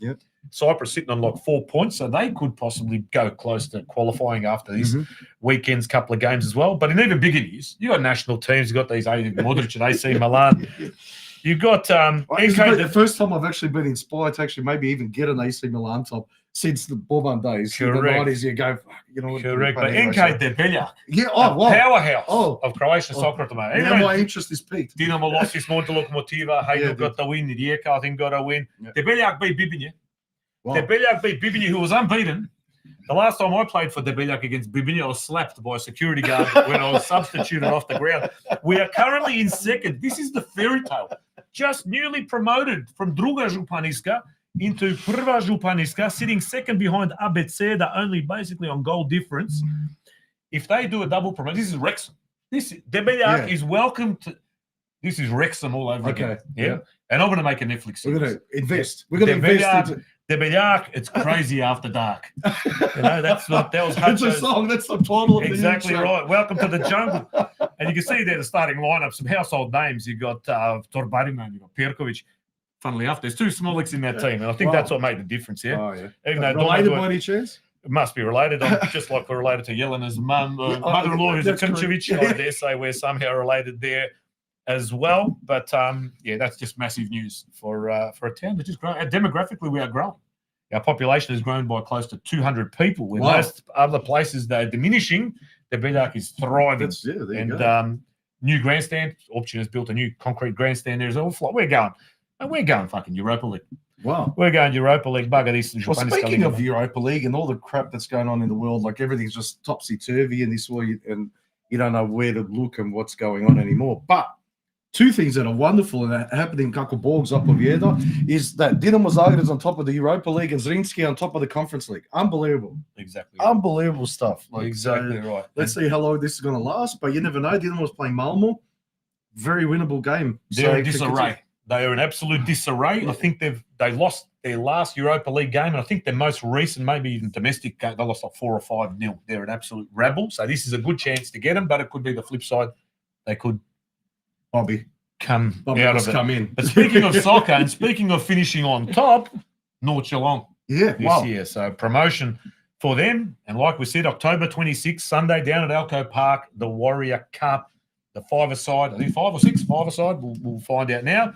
But Warriors, come out and play, Warriors. But to get a bit more information, a bit of a background and everything that's going on there, I know we had Gabriel Yurdelata joining us, but we've got, there we go. We've got Tommy Polshak as well joining us. Welcome, boys, to PodroomTV.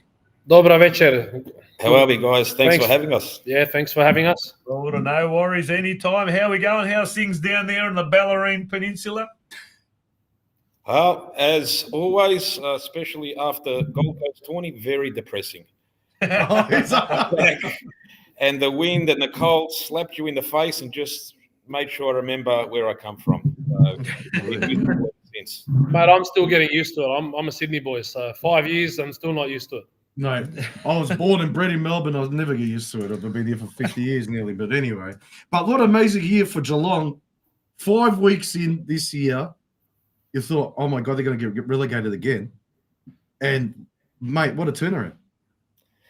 It was. Look, first few games that all went well. And then obviously, I can't think it might have been the 4th or 5th round. We lost 3 games straight. And then I think the last game we got smashed 7-1 or something like that.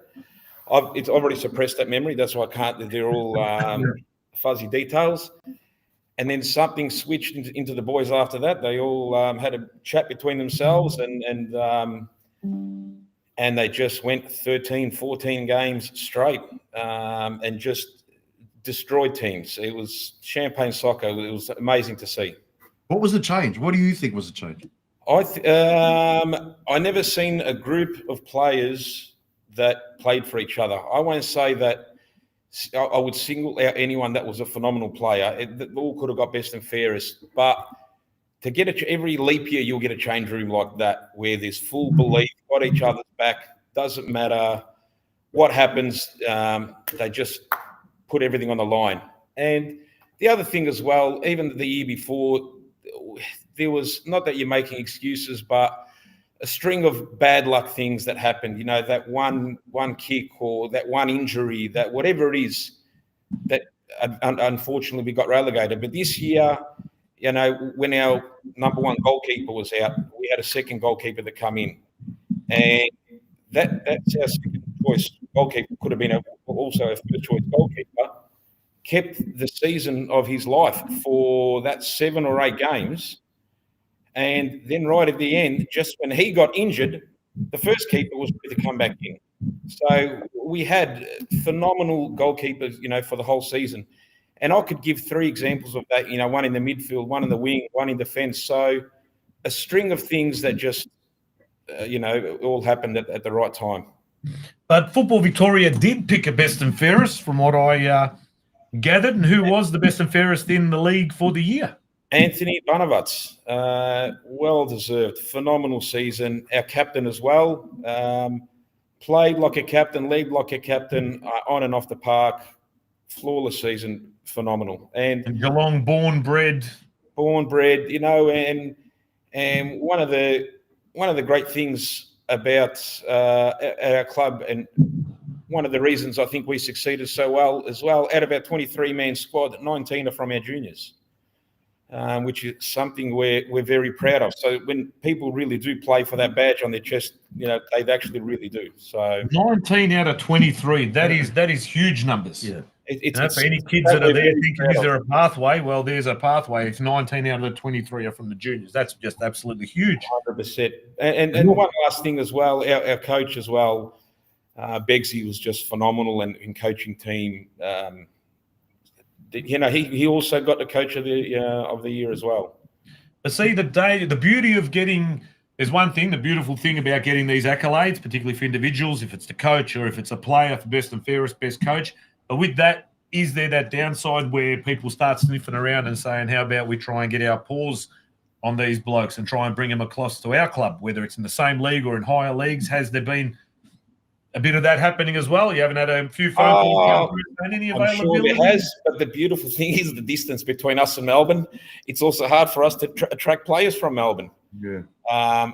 For that same reason. So I think we've got a bit of a safety net. I'm sure, look, one day, no doubt, Stewie is a great coach, and he'll probably get poached by someone down the track, and he'll go on to bigger and better things, no doubt. But for now, I think we're good. He's got a lot to still prove in this league that we're in now. We've basically secured most of our team, if not just about everyone. So I think we're looking for a pretty big year next year.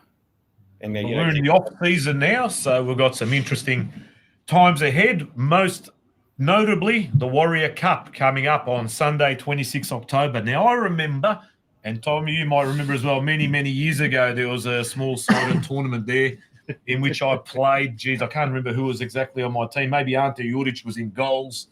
I can't remember if it was a Tornado team or an old Split team or something, but I scored. Vlada Jakic will tell you about it. I scored, I think it was against Mario Sikata. Was he a goalkeeper? Yes. Possibly. Yes. And I scored against him. I don't know if he was in Rezzies or something, and I thought I was a fucking Pele. And I ran the length of the main pitch, basically to those pine trees down to the fence. The game had already kicked off and probably finished by the time I made it back. Ali, that was a fantastic weekend. That's when you still had the dartboard. You still had the darts in there, and that was on the kick on till whenever. But this sounds like, again, a fantastic initiative. So you've got 3 divisions, from what I understand. Is an open one, a 35s and over, I'm assuming? Yes, I'll let Gabby give you a bit more info on that. Yeah, you're right. So 3 divisions, men's opens, over 35s, men's as well, and women's division.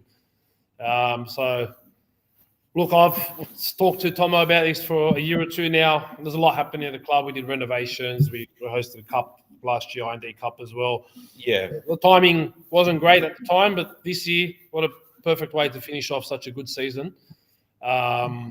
And look, I said before, I'm from Sydney originally, so that's where the inspiration. Okay, we forgive you. That's all right. From Martin Knežević Cup in Sydney, they've been running for about 30 years, and so I love that day. And, so you're a Hurstville boy yourself?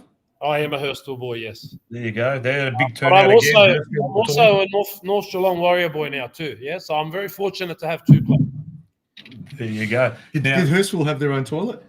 Hurstville this time around? I'm not allowed to say anything about Hurstville anymore. I love Hurstville. I wore a Hurstville top at the tourney. I think I actually walked around with the Zagreb boys, the Marko Šušić again, designed 369 creation, Zagreb boys, because I get a top off them pretty much every year.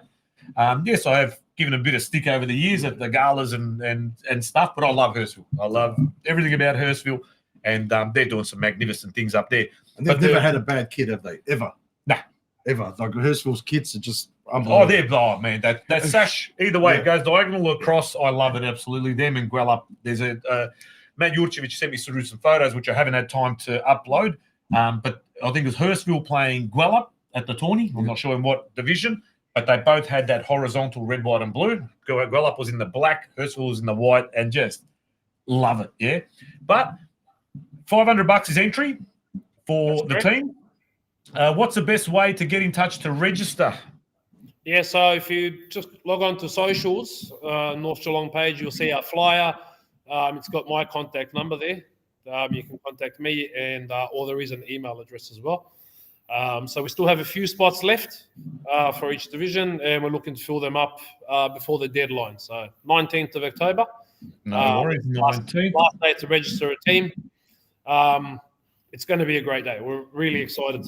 I think so. Look, the other thing as well, Auntie, you were talking about, when we'd had the tournament, back in the day, and it was a brilliant day. And we were all a lot younger in the piece back then, and all we wanted to do was drink and have fun. Well, I don't think too much has changed from that either. But we're a little bit smarter. I think we're a lot more united than what we were. Even having this phenomenal podcast that you're doing here unites all of us as well. So, this year we're going to have the pigs on a spit here. We're going to have music playing. And we're going to really make it a whole festa atmosphere. And, if we can, going into the night. Gabby, when he spoke to me about this, we made sure we had it on an RDO, so everyone can stay on. But the other thing as well is when he approached me about this originally, he showed me how special this Martin Knežević Cup was, and how big and how much it's grown over. How many years now? 30 years next year, I think. So at the time we were hosting, I think, the Boogie Crow Cup. Then we had the Iron D Cup. And I had to keep holding back because I thought this tournament, give it the respect that it deserves. Because I think we can grow this into, it's not a one-off tournament. We want this to be an annual thing if we can. Just like, Knights have theirs, Dandy has theirs, St. Albans has theirs. We're hoping this is something we can have here and we can continue each year and make it bigger and better. Definitely. And it's for everyone, So we've got a giant obstacle course, jumping castle coming. So, plenty for the kids to keep busy, plenty of room for the kids to play as well. We want everyone to come and have a great day, not just football, but a bit of fun, bit of singing, food, family. You talked about this Martin Knežević Cup and how massive it is. For us Mexicans, we probably not that familiar with it. Can you tell us a bit about that? Cup and what it is that makes it so special? Well, it's grown obviously every year. It was actually named after Martin Knežević. He was a member of the club, community, coach, player. He sadly passed away at a very young age, and so they made a tournament in his name. And it started off small, and each year it grew and grew. They added divisions and. To give you perspective, this year there were 42 teams. So it's 6 aside, 5 plus keeper, and you're allowed 4 subs. So 10 players per team, 420 players, friends, family. You had Prva Liga or music there later and everything. It turned out 1,000 plus people on the day. It was an awesome day, and it went very late into the night. It was a big party afterwards, and it's just a great day overall. So, yeah, and something I've loved every single year. It's favourite day on the calendar for me. So I really wanted to replicate that here and bring it to our people here and introduce something new. So then it's been a big year for you. Then you see North Geelong get promoted and Hurstville now promoted to the highest that they've ever been, I think, in their history as well. So you've got the golden touch, mate. How about you come down to we're going to reform Melbourne Tornado. You must have driven through Debelak at some point because maybe I am the lucky charm. Who knows? Hey, Tom? I think so. We're looking at reforming Melbourne Tornado. And actually, you know what? My mate Marty Rasputic wants to win a tourney for once in his life. So if you walk past, just tap him on the head. Marty Rasputic. He's looking to win one. He was playing for Melbourne Knights this year because he's usually with Vukovar. He played for Knights at the tourney and he fell over at the last hurdle. They lost the final to Gorspich of all people. So if you can give him the lucky charm or give him a shout out, go, Marty, next year's tourney is all yours, mate. No, that's it, definitely. Hey, look, 100%. And hey, have a bit of fun with it. Like I said, there's still room to enter a few teams. Have a bit of fun with it. Best jerseys on the day. We'll give away a bit of prize and best team name. And, there's some good names so far. There's a good ones. Can't give too many away. Can't give it away. I don't want to give them away, yeah. And Smolek as well. I was watching at the tournament. You're in fine form. Yes. If anything, probably the best of your life. Oh, jeez. What, is playing wise or in those live reels things that I was doing on Instagram? No, you still got the touch. Oh, mate, I barely played. I was better in the friendlies in the in the run-ups. But what about fixturing? How's the fixturing looking? Sort of what would be the earliest game for those people that go, oh, geez, I don't want to get up great. too early. So we're going to kick off all our games across all pitches at the same time, 10 a.m. Perfect. First game. Once the registration date comes to an end and we've got all our teams, we'll make the fixture list, release it, and then everyone have an insight into fixture times, match times, group stages, all that stuff. That's perfect. 10 o'clock's a good start, I think, because Geelong, look, it's not that far. We might think it's far, but it's not really even that far from my joint, and I'm not even near the. Well, Dexter, we'd obviously love to see you there. I mean, it's a given. 26. I'll do my best, mate, if I can snag a jersey somewhere. I'll quit smoking this week. So I'll tell you what, mate. I have to say, for me, it's easier to get to North Geelong than it is to get to Springvale. You know, I'm actually closer. You know, I think it's 35 minutes to Elko. You might even see Jure on the way. Which one? There's about 1 million of them. Jure is Geelonga. Oh, no, Jure, I'm not. This is the only risky thing about having this tournament after the soccer tournament. Everyone's quitting smoking, eating healthy, stop drinking, start walking. You know what? Speak for yourself. Pros, we don't do New Year's resolution. We do the Tawny resolution. I swear to God, after this Tawny, I'm not smoking no more, I'm not drinking no more. And here's me and Spolch indulging in some Chista Boca Kruškovac infused rakia. 43%, 2025. Thank you, Rob Holovka, just a big shout out. That's right. But that's why we strategically made it a month after, because we know all that dies down after week 2. So that's it. That's it. The rehab, they get out of rehab by then. Ready to relapse. That was a bit like you at tournament talking to everyone going, yes, I'm talk chachu, yeah? You're there at the toilet next to the cubicle. Oh, GST. Oh, yes, no, I'm talk chachu. Yeah, and then I look down and go, oh, no, you're wrong, man. Oh, yeah. Vidi se kot je chachu. Isti nos. That's right. But any parting words? Like, we'll just reiterate once again. 26 October, Warrior Cup, small-sided tournament, men's open, over 35s, and women's competitions. $500 entry.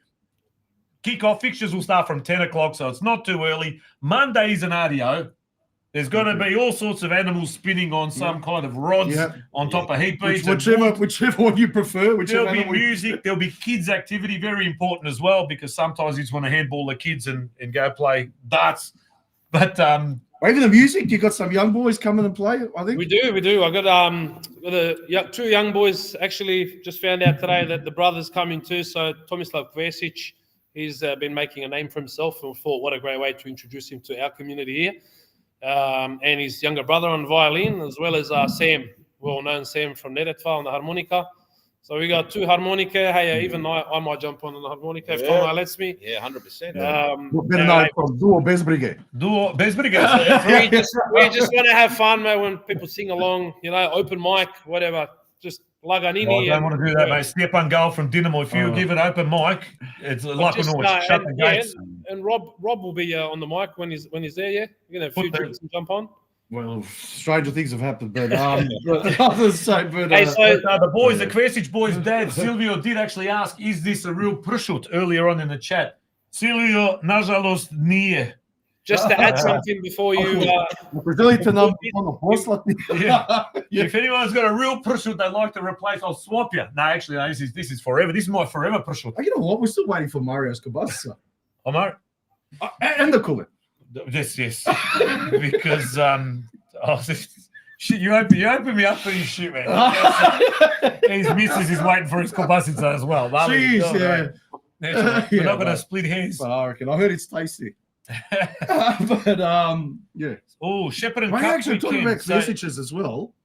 Ramina's husband as well, Martin Chorlach. Yes. Someone was showing me a video yesterday down at the duck dive. The duck dive, and I can't believe he's still walking. He's graze. He looked like the Phantom of the Opera. He had to go to St. John Andrews. So Marty Chorlach in the semi-final. He got a red card for it. He got a red card for obviously the last man tackled the striker who was going through on goal. But he went face first into that relatively hard surface on that outer pitches. And he was like 90 degrees. His head went that way and his legs went that way. And he got up and it was a graze. Then he went to the St. John's. And after the game, we walk across and his face is covered in gauze. He looked like, what's that guy's name? The Frank Spencer that played the Phantom of the Opera. That guy. Yeah, boy, but he's well known in Geelong circles as well, Marty Cholak. He has, yeah. But yeah, someone just mentioned it's also the Shepparton Cup weekend. So unfortunately for me, I won't be able to make it there unless I don't go to Shep Cup and go to Geelong instead Sunday. Maybe the kids might be done by then.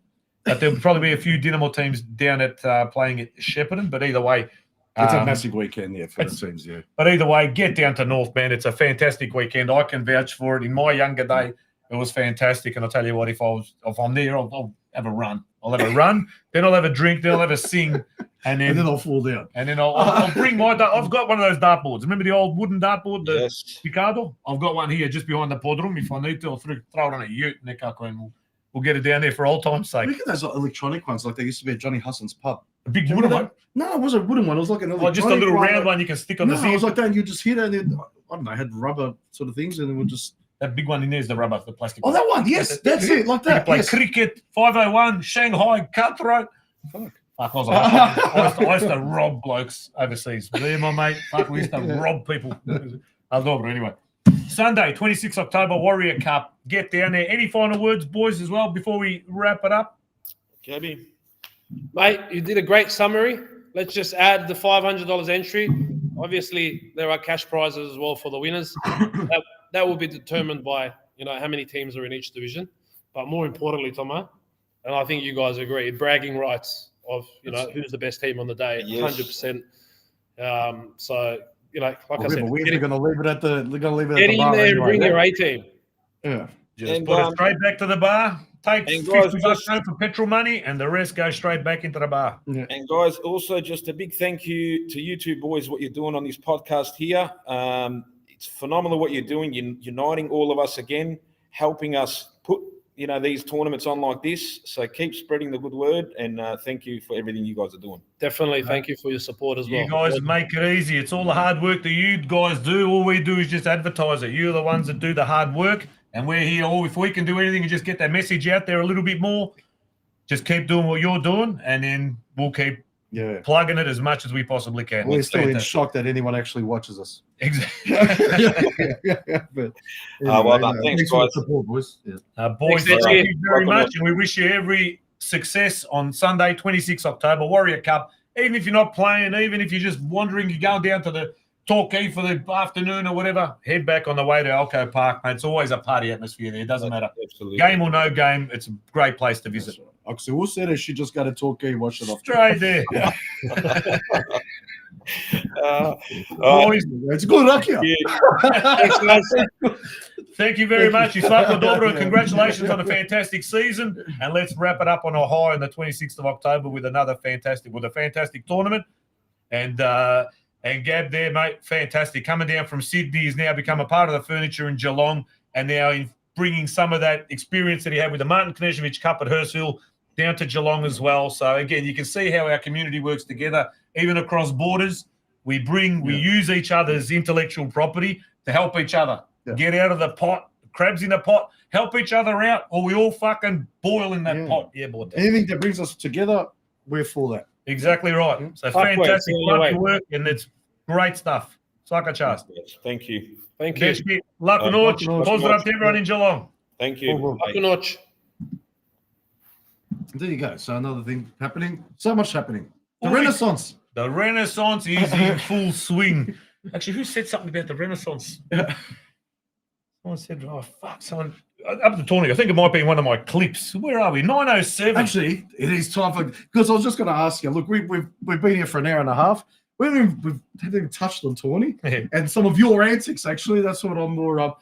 And some of the feedback I've gotten from you, and from other people about you. I've been very proud.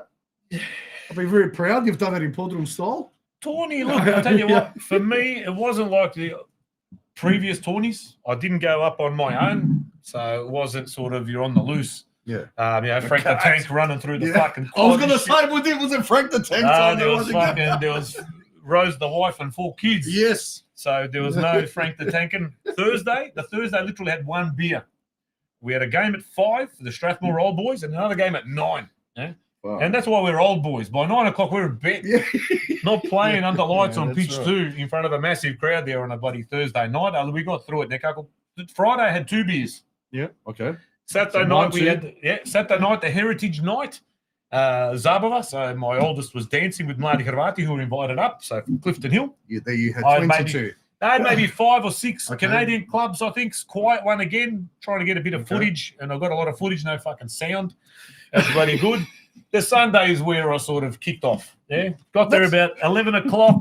Missed the first, I don't know who was in the first game. I think it was the real old boys. The second game was the split 35s playing against Brisbane. And that's where I sort of started on it. It was a warm day, man. It got to about 29:30. Shade, all the good shaded areas were taken. All the umbrellas, wherever there was umbrellas or shade, that was all taken by the time I got there. So by 2 o'clock, they said, Dobro, Podmaza. See, proud, already proud. Got on the Gatorades, got a couple of Gatorades, and I was sitting inside the tent. So at this stage, I was in the tent, sitting with some responsible people. Ivica Dolic, former president of Dinamo. Rob Bayer, Yelena, sitting in there. We having like a nice, good-fashioned, old-fashioned adult conversation. Ollie Pontiac. And I was on Gatorades and just trying to get my bearings. And after I left that table, caught up with some riffraff on the Wednesday nights, and they're a bad influence. I wrote an article in the Viesting class. Disgusting. They're a bad influence. And when you walk upstairs, the first people you bump into up on that corner of that first terrace going into the main social club Wednesday nights, there's about 30 of them in there. And pretty much all the footage I got in one of these clips is just talking to them because I couldn't get past them. Because these people are just trying to feed me drinks and trying to get me embarrass myself in front of my peers and in front of my community. But it didn't work. It didn't work. Because than your family. That's right. But there were a lot of groupies. You can see this photo. I'm here in this photo filming some groupies. These are the Mladi Hrvati ladies who were cheering, and they thought I was filming this. Yeah. I was actually taking a selfie with them, with the boys in the North Shore in the back. So, ladies, if you think you're going to see yourself on some sort of footage, Moshe Slicker. Look at those go. Got my guns out. I'm taking a selfie, pumping out the chest. But the women are impressed. They are. They're all like throwing their bras at me and shit, and they go, You know, I was like Robbie Williams. Yeah, absolutely. One of my favourite photos from the weekend, actually. So, popped up on social media. This is 2 brothers. Oh, yes. You got Anthony and Maddie Sharkic here. Mm-hmm. One holding a trophy representing the Strathmore split over 35s. Yep. On the left, and the other holding a trophy representing the Gorsuch Bears over 45s. Wow. Goalkeeper, I think he's even saved some penalties. But the 2 brothers came away in the 2 older divisions, 35s and 45s, with the silverware.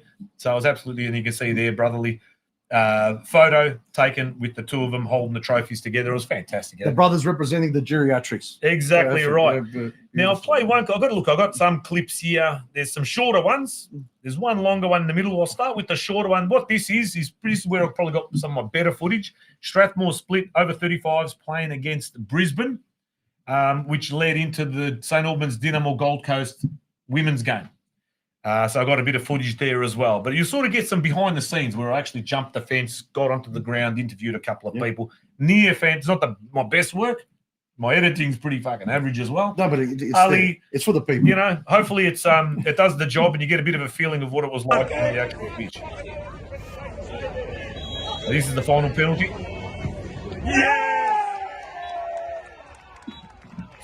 Over 35s. Took him a while to get the final. He laboured. It took the rest of the team about 35 minutes.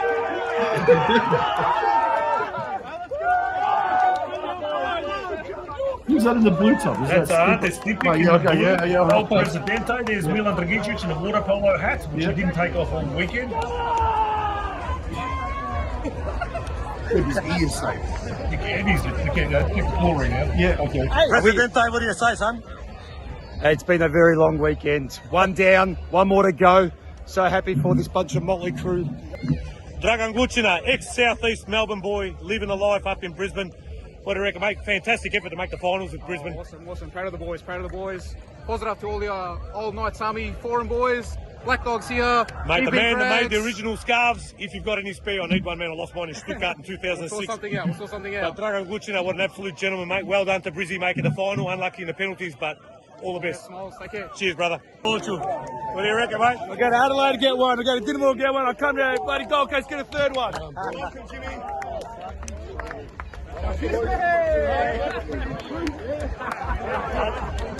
Hey, Jimmy, you're welcome. David Bresic, instrumental in the organisation of this tournament, also heavily involved in the Hrvatski Nogometni Savez of Australia here.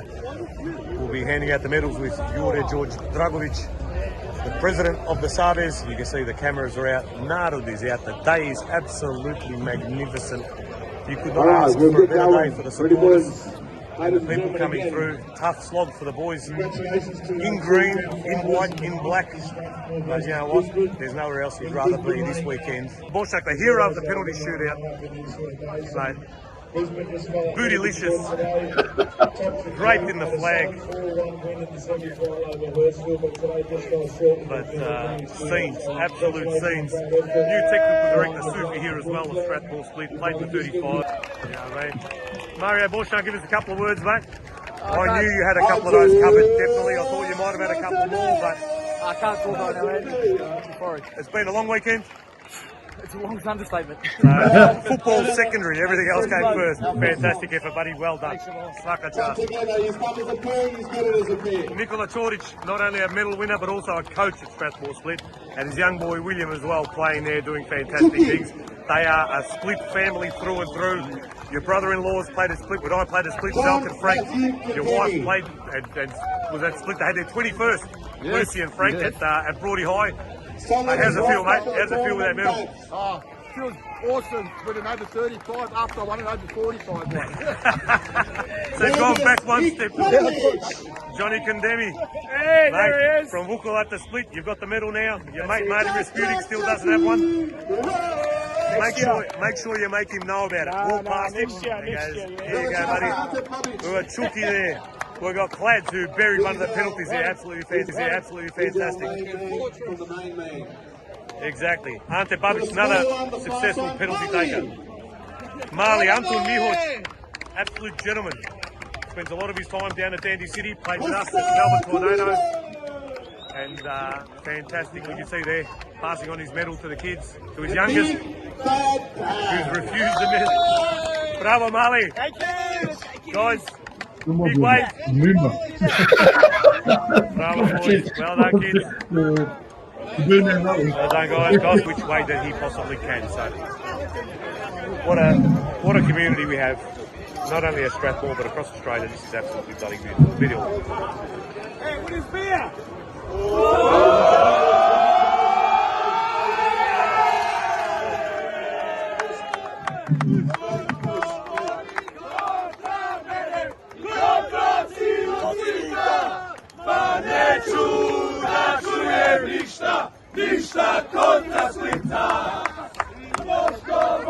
Turn around here also, you can see a very proud Dan Bowman, Nikola Jugovic, former president of Strathmore, a lifer, absolute lifer, best friend of the late Frank Rezo. He'd drive him around when he was at his worst, Frank, or Rezo, basically we call him. Nicola, how does it feel, mate, being a split for how many years have you been there? 49 years? 49 years and loving it every minute of it, There mate. you go, mate. Absolute gentleman. We'll be still around for a while. That's all right, mate. Hey. He loves it. You were my president, and you're still my president. Thanks, brother. I love you, brother. Here we got Costa as well. So it's another Melbourne team in the final. So we've got St Albans Dynamo playing the Gold Coast Knights in the final of the women's competition. Then we move on to the... Who plays after this one? I'm just trying to think. Div 2. Strathmore, there you go. Another Strathmore team and Gold Coast as well in that final. And in the final we have, is it City United and Gold Coast? In the Div 1 main event. Now let me just get quickly here. Get a quick shot of Savannah. Greganechia, under 14s player at Dynamo. Is currently now the 2IC for the goalkeepers. Has been training with the seniors. So another great news story, just like we had with young Thomas Jouvela at Western Knights at 14 years old, playing seniors this year for the first time. Savannah, how are you feeling? Pretty good. Pretty good. Have you enjoyed your time with the seniors? Yeah, a lot. You learnt a lot? Yeah. How do you think we'll go today? I hope we pull out a win. I reckon we'll pull out a win. Fantastic. Good luck and all the very best, and well done on a fantastic season. Well done. Here we go now. Geelong now, the Dixies. Hello, brother. Call the Kovas Dixies in. We had a Dixie on PodroomTV last week. There's plenty of you. Good. Hang on, check it out. I've got to get. The more the better. The more the better, you reckon? I know. Just like this community, mate. I know some Deeksies, and maybe not. Keep below what you reckon. That's all right. Talk. Here we go. The ladies are still going from the ladies' lunch on Friday, representing the Dynamo girls here, all the way up from St Albans. Absolutely fantastic. It's just a party atmosphere wherever you turn, mate. And now I'll just get a bit of the intro as the girls are walking out from the players' race, hopefully to a massive reception from the crowd. Because I tell you what, the future of football in the Crow community as well as in this country is in women's football. And here we go. Pre-kick-off, both teams walking out, both being very strong, both of them top their groups. Gold Coast Knights versus St Albans Dynamo.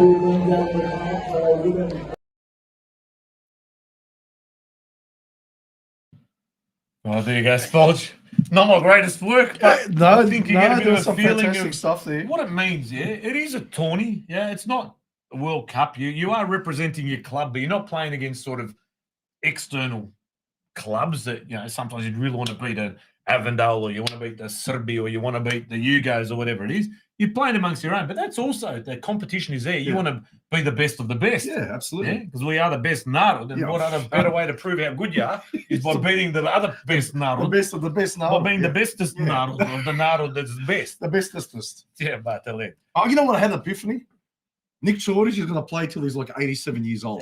Did you see that? I don't know how old he is now. So he won one in the 45s, and then went back and played in the 35s and won one. There you go. That's like Modric. That's what I was saying. He's like the new Modric. Benjamin Button. Yes. Benjamin Button. Yeah. Now, what other ones we got? All right, now, speaking of the Shakic brothers, I did a quick interview. Now, a lot of you are here in Melbourne at least, and even you on Saturday at the Hrvatska Zora Zabava had some kids up on stage with you. Yes, we did. Jamming. We did. Was one of them a young Lucas Shakic on his, did he bring his guitar? Yeah, 100%. Gorspic Bears, over 35's #1 supporter, but he was between games. He went from the Gorspic game to the split game to everywhere. And you'll see here, we've got just a quick snippet, quick interview with Lucas. He's one of our biggest fans, and just he loves everything Crow community. Yep. This kid is like a 70-year-old man trapped in a boy's body, and he's a goalkeeper at St Albans Dynamo as well. So he's just everywhere. Mallory Lud. No, Swissmore. Swissmore. I'll get your goal. Get your goal. Oh, can you go? Tommy on you. I reckon you got to be Muller, but this kid is an absolute cracker. And here we go, just a few words with him in the tent after his dad's win in the 35s with Gorspic. All right, so here we are, PodroomTV, Sunday morning. So the Veterans Final has just finished, where we saw Gorspic Bears beat the Melbourne Knights in the over 45s. And what we've got here, who have we got? We've got young Lucas Sakic here, who is wearing a medal, which he was awarded as the best supporter of the Gorspic Bears this whole weekend. Also a goalkeeper at St Albans Dynamo. Lucas, tell us, mate, how does it feel to have that medal around your neck, mate? Awesome. It's just like Gorspic. I really wanted him to win because it's just life. Back to back for Gorspic Bears is awesome. Yeah, and I'm going to make an apology. It's the Gorspic over 35s. So it's the Masters, not the Veterans. And tell me, how's your weekend been, mate? Good. I got to friends from Gold Coast, Sydney, and it's really about making friends and having fun. Exactly right, mate. But what are you going to do with that medal when you get home, mate? It's going to go with all your other medals and trophies that you've got? Last year and the year before, the trophies that I put it in the medals and hopefully I'll get to put the trophy in my way for my birthday. And did Tata play good? Yeah. He did? I think Knights played good. What was the score in the end? What did it finish? 2-2 Pens Cypher. Tata save any? Yeah, the last one. He saved the last one, that's what won it. Like last one and the last one. Then Gorspic scored. Yeah, so the audio wasn't great on Lucas's side because I've got some sort of microphones I bought on Temu. Heavily made for Temu. Like I've got to go to JB and spend some money. Yes, I shkrtu. Tijarca, magarca. I do have better microphones, but because where were we at the Dynamo Zabava? I left my bag where you were sitting, Spolge, with Yeah, Major Mine. I left yeah. my bag in that corner. Yeah. Somehow it's made its way back to Dynamo. Okay. And I haven't still been to Dynamo to Okay, pick it up. But that's I'll be fine. there tomorrow night, hopefully collect Although one. he did get, as long as it didn't get lost. Because there was 2 drums in there. Yeah. Someone Yeah. opened that bag and go, what's this moron carrying around? They told Julia, parappa pum pum, when he was there playing. There's 2 snare, whatever they are, bass tom-toms. There's a music stand. There's a mouth organ. There's a wig. There's microphone pit. Isusa, what's inside this bag? So they must be thinking. So someone who finds it thinks it's going to come from St Kilda somewhere. yeah, right. Ali, where are we? 9:24. So we're sort of. No, on we're time. doing well. I was We're hoping doing all right. about 9:30 tops for Cheddars. Yeah. But we do have a short clip in between the soccer again. It's not all about soccer. I did receive a short video from our friend Ante Gudlica at the Croatian Studies Foundation, who had their alumni function recently, and we did mention it on previous shows. We will get Ante on the show at some point going forward, but he sent through a message and some footage, and it's pretty high quality footage, you know what I mean? Like compared to that shit that I've done. This is Jakov Sedlar quality footage. So here's Ante Gudlica from the Croatian Studies Foundation, just with a few comments about what the alumni night was all about and how it all went. Hi, my name's Ante. I'm the president of the Croatian Studies Foundation. Tonight here at the Concord, we're actually getting together with all our alumni students, our past, present and future students, and to celebrate our support of the Croatian language here in Sydney, Australia.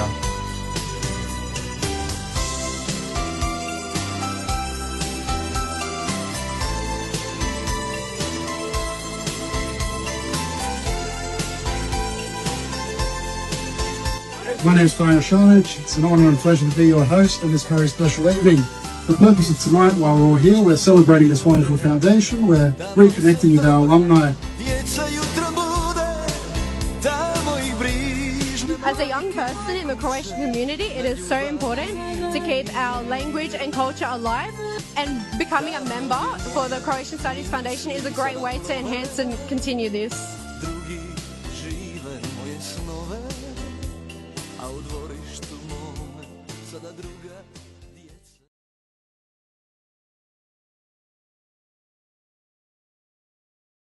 Thank you, Ante, and the Croatian Studies Foundation. Looks like a fantastic night. But again, the youth, you can see the youth that is coming through and speaking so eloquently and getting involved and now getting the bug. Yeah, so you were there on Saturday night. Spolge, how many people? 500-600 people? Yeah, that's what they say. Yeah, it was over 500. Yeah, over 600, somewhere there. My older son, Marco, now 15, turning 16 in February, off his own bat. He was in the city all day with a couple of his cousins and a couple of his mates. And he decided, in his wisdom, he wanted to go to the Zava. I go, we're not going to the Zava, Marco. This one, we've been I'm nearly all Zava out. I've got a couple more left in me this year, and I think that's it. But he ended up getting picked up by his cousins, went to the Zava. I've seen some Instagram footage and some photos that has popped up of his performance. He's up there doing. But something's clicked in him as well. Yeah, I think pre-tournament he started listening more to Crow music because I think he probably wanted to be in that mosh pit and be able to move his lips in line with what is being sung, not just sort of like some mutav. And, not pretend to. Anyway. No. And he's now full on. I walk past the bathroom when he's having a shower. You can just hear either Thompson or you can hear something. And now Tommy, my youngest, who's 8, Nishta contra Splita, he's on an iPad while he's in the bath. And now he locks himself as well. He locks the door and puts on the leg and hear him screaming. And ako ne zna što je bilo, 8 years old. He's now, I don't know, there's something, the renaissance, the bug, whatever it is, it's going through that, 3 months ago. But it all comes down to, I think, with me and Rose, as a family, we're now seeing, I think, the fruits of our labour. Mm-hmm.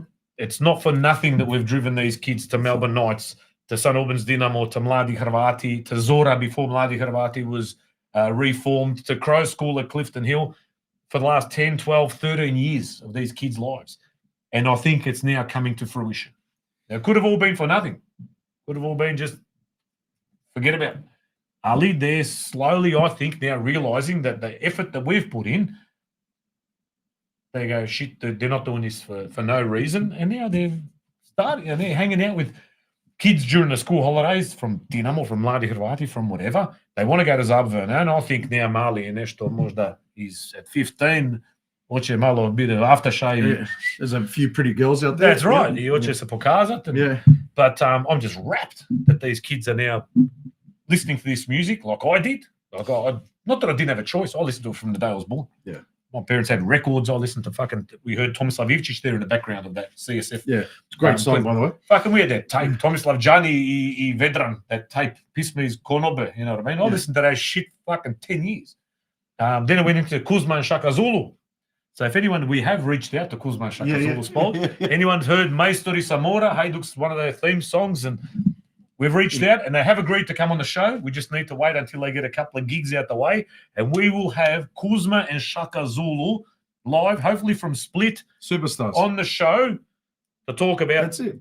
Those blokes, for me, they're the greatest music I've ever heard. I still remember when you put that tape in. Brought the tape back, 1994. I bought that tape and listened to it for, I reckon, a year and a half every day, flat chat. And I learned to speak with a particular accent. When I went back, I was a futzer. Yeah, before that, I was a peasant.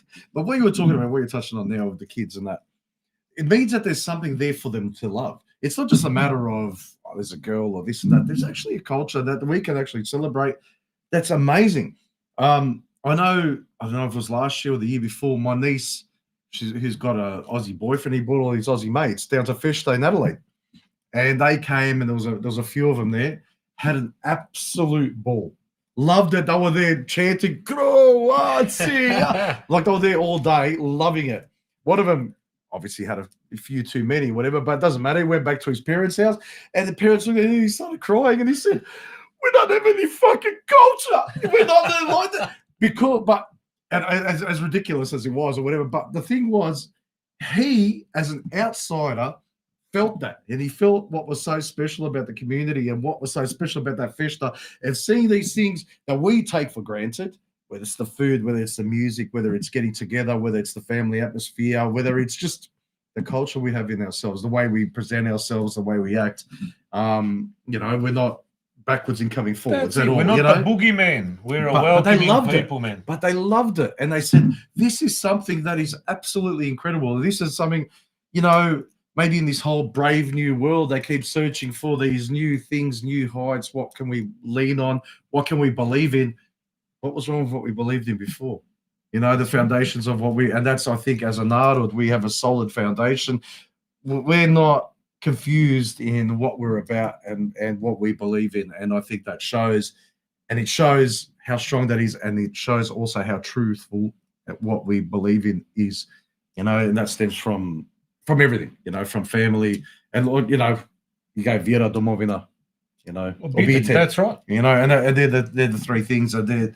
And it's that holy trinity of what life's all about. We can complicate life, and you can over philosophize things, and you can talk about the marginalized things and the 1%ers and all that, and they're all valid things. But when you look at life as a whole, life's not that complicated. It's pretty bloody easy. We like to make it hard. Yeah, we're that sort of Nardud too. We like to make things harder than what they actually are, where we can get through life a lot easier. And that's, like I said earlier, with sharing intellectual property, sharing ideas or whatever.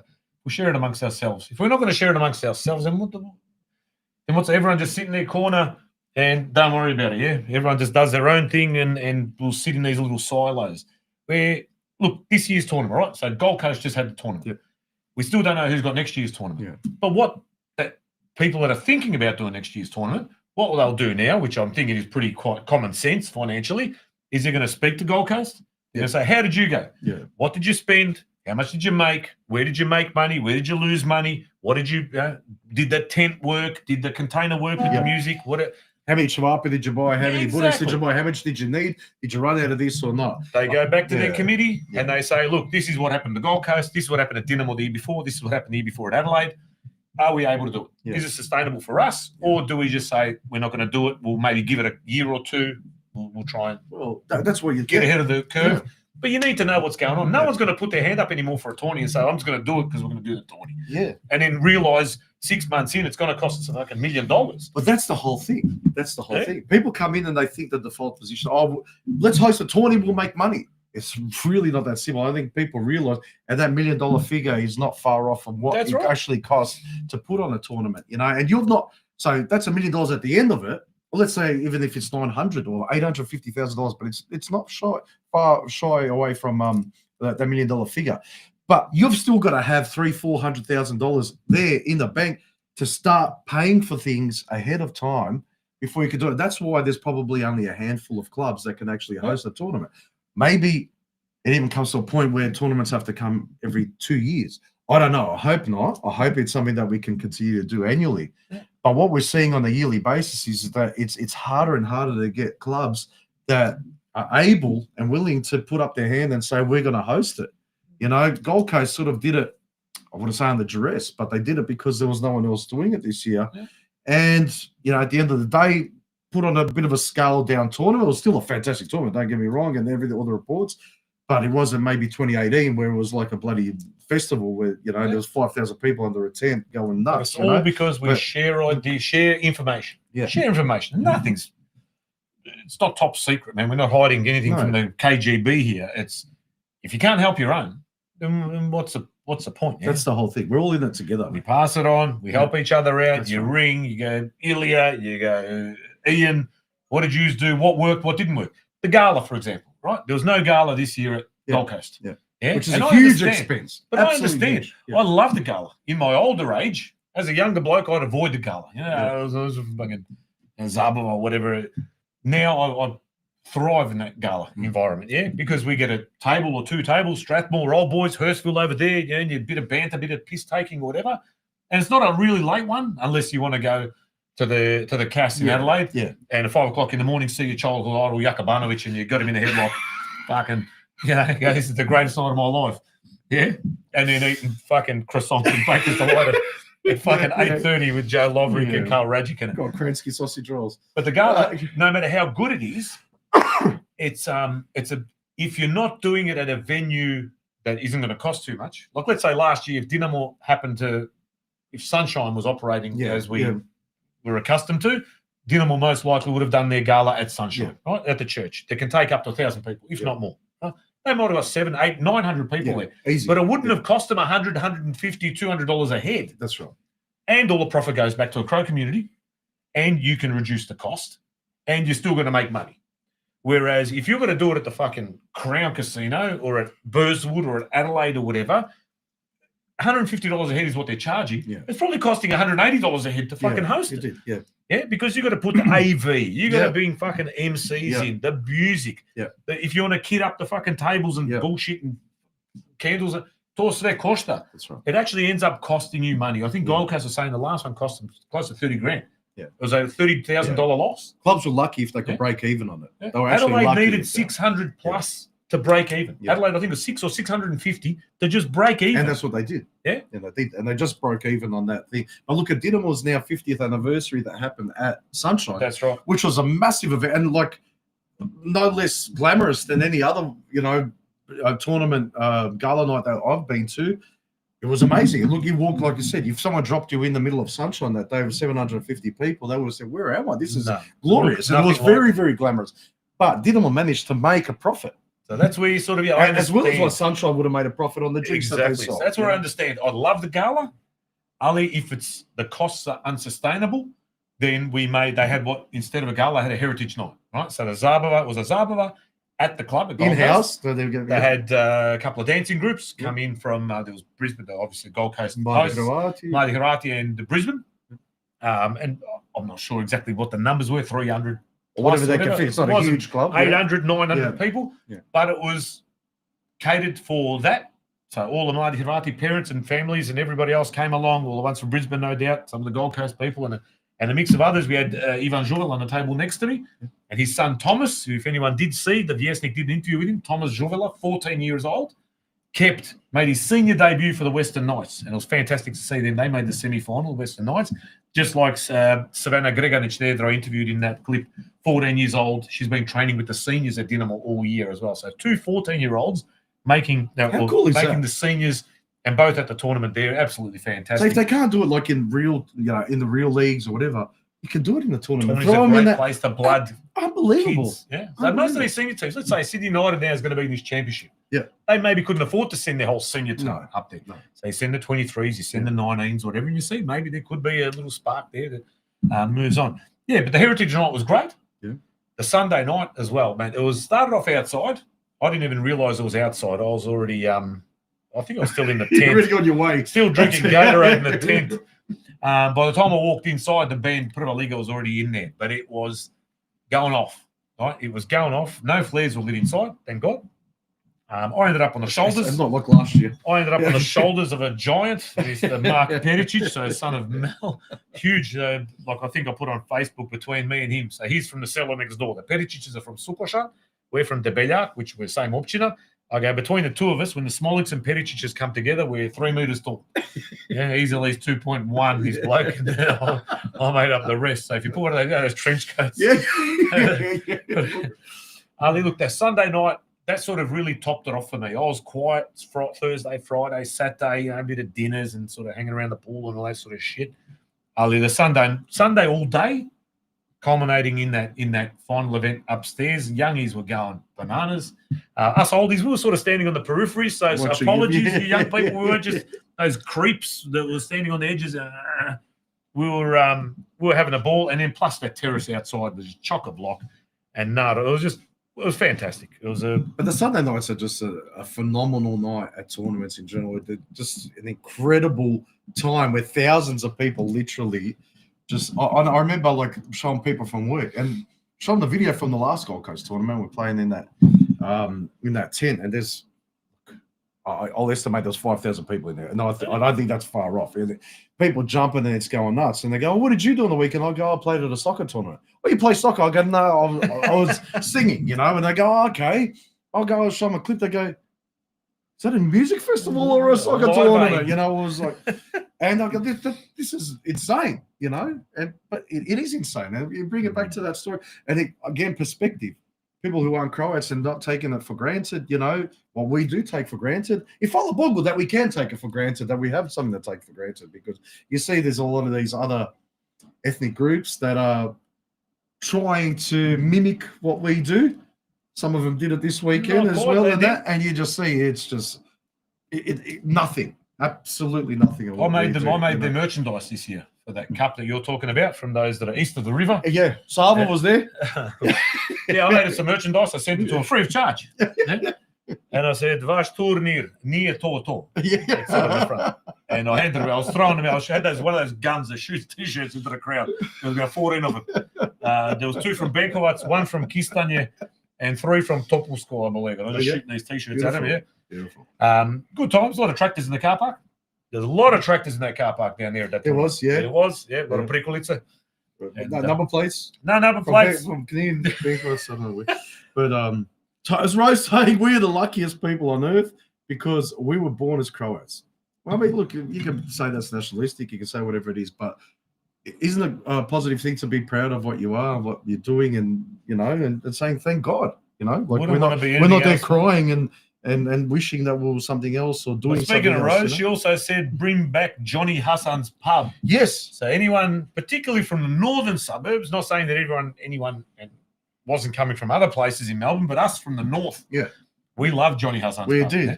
My old man, I think, was Streets from overseas. So I was with him now at Christmas. Streets Marco, he was robbed. I think he was mugged there. He got beaten up, he reckons, and his watch stolen at the old Johnny Hassan's pub, the old Hassan's pub, at what is now La Porchetta's there, Royal Exchange Hotel. Oh, okay. Across the road from Queen Vic, and then it moved to Abbotsford.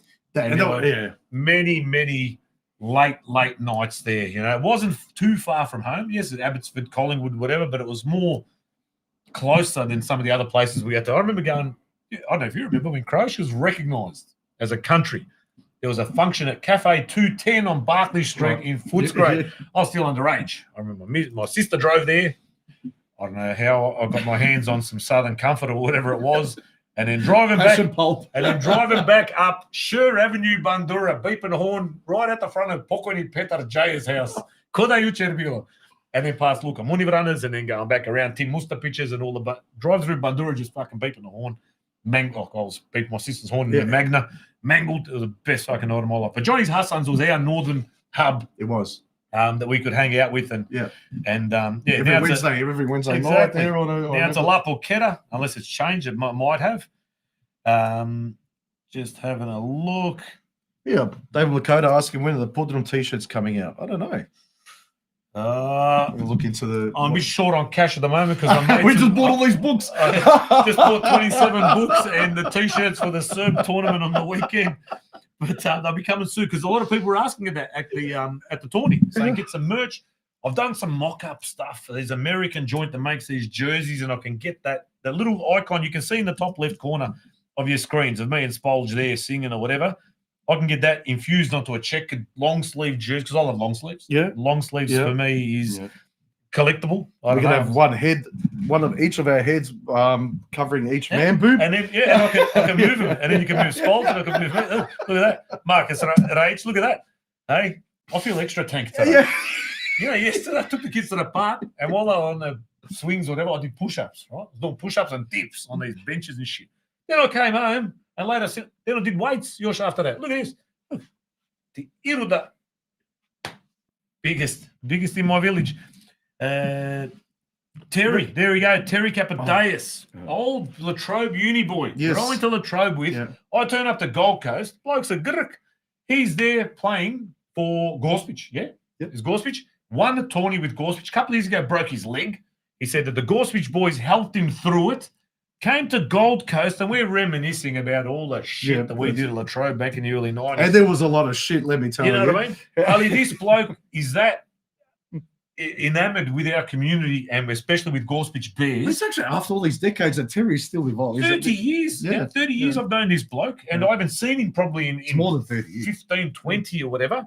And he's there playing for the Gorsuch Bears on Gold Coast after a broken leg and whatever, and he wins one, and you should have smiled on his face, and he was, man, like I said, a lot of man hugs at the tourney, but again, Terry Capadaeus. I had no idea that Terry was going up, but Yeah. I'm you know what, I'm rapt to hear that. There you go. He posted his penalty for Gorsuch from the final all over WhatsApp. Flick it through to us, and we'll play it on next week's show. Just having a look. Ivan Spehar, was the old man's horn in the bag? No, the old man's horn, he has to chew at the horn. Yeah, my mum has hidden many horns over the years. I know that sounds bad. My mum has hidden many horns. Mate ti rogove sakriva. Yeah, but No, my mum has many times found my dad's horns, hidden them, then he had to go get more horns, and then hidden those until they got to the brink of divorce. I think the solicitor was called. And she hasn't touched his horn now for a long time. All right. He does have a horn. And I'm trying to get him, if we go up to that Shepparton Cup, I want to get some decent footage of the old man playing that horn because I don't really have any other than these old SBS coverage and shit like that. So I want to really get some old footage of the old man playing the horn for the next generation to remember him by. But he has played at Shepparton many times and at games at nights and dinner. He pulls it out every now and then, his horn, without my mum knowing. But his horn wasn't in the bag. My mouth organ, I think, was, and then I'm pointing my gosh, to be honest, then I'm pointing. Tony Goodrich. He can still play the horn, though. He can still play the horn. Yeah, but just my mum. It's encouraging. Just my it mum actually gives us all hope. It does. I hope I'm playing the horn here. Yeah, exactly. Tony Grgic should invite Mariana Rudan on the podcast. So she did some sort of short film of sorts. Yes, she 100%. Won an award. Won awards internationally, I believe, for her film or her involvement in that film. Yes, definitely. I think she's currently overseas. Looking at her social media, I believe she was between Šibenik, Vrana, Zadar, going all the way around. I would like to have her on the program, actually, and talking about that whole film festival. And she was a massive spark for that, and she drove that whole thing in Sydney. I think it's going to South Australia as well, which is why I say, like, it's ridiculous that we don't have it here in Melbourne. It's actually embarrassing. But, you know, we'll get her to talk about it and, and all those sort of highlights. Get there. So soccer clubs, folkloric groups, crow schools, church youth groups, etc. Young people get involved. And we're seeing it more and more. And what we need really, obviously, soccer is a lot of boys. A lot of these other things, dancing, folklore. We need boys. We need more boys in dancing. Mladi Hrvati have got, I think up on Gold Coast they had 4 or 5 boys. But this week, I think when they got Wednesday's their proba, there's a few more coming down. A few names of families that I've grown up with, their kids are now going to come and give it a crack in the adult group. They're not in the kids, they're not parents bringing a 5-year-old. These are kids that have now got their own driver's license, their own car, are going to be driving down to Clifton Hill and getting involved, and that's fantastic. They know, and then what the even the Zora on Saturday, the Srednja Grupa, which is that age group, say that 14 to 16, you know, that real high school kind of age. The amount of boys that have come on from Dinamo and other clubs and that have just gotten interested over the last 6 months. When they walked out onto the dance floor, and you know how big the dance floor is there is at Sunshine, they couldn't fit on there. Yeah. Huge. Yeah, it lifts your heart and you just go, you know, the future's secure. So boys, if you are watching, you are a soccer boy and you're a boy's boy. I regret, one of my regrets, well, not me, my parents never took me there, was not doing dancing. Yeah, I've probably said it on this show 10 times, but I remember one Friday night going down to Clifton Hill, dancing was on, they had some proba on, and I'm fucking in the back of my mind going, look at these, you know, whatever we used to call them in those days, pansies in their dresses, jumping around in those their floorboards in the Yelena Sala at the back. But then when I'm looking through the window or whatever, I go, oh, balls. But then I turned around and you got that staircase that leads to the court at Clifton Hill. Yeah. And there was a couple of boys and girls under that staircase doing the old, you know, the doing this one. Yeah. I go, who's the pansy here? Yeah. Me watching him go and wishing I was that person. Me wishing I was the pansy. Yeah. And tomorrow I'm going to soccer training and in the dressing room with 15 other blokes. Or under the staircase. They're just under the staircase doing it by yourself. Get involved. Get involved because, again, one, you're learning the language.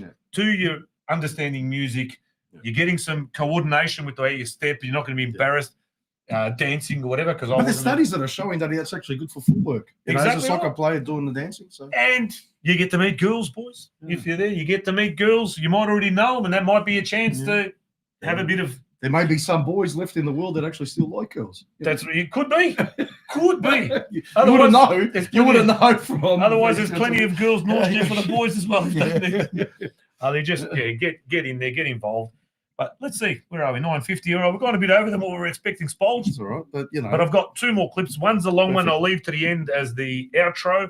But here's one. I can't remember what this one is. It's 1:35. But it looks good. But it's a clip. I think it might be of the singing, but. Jeez, I think I threw the folklore into the longer clip, but we'll chuck this one on. We'll see what's on there. All right.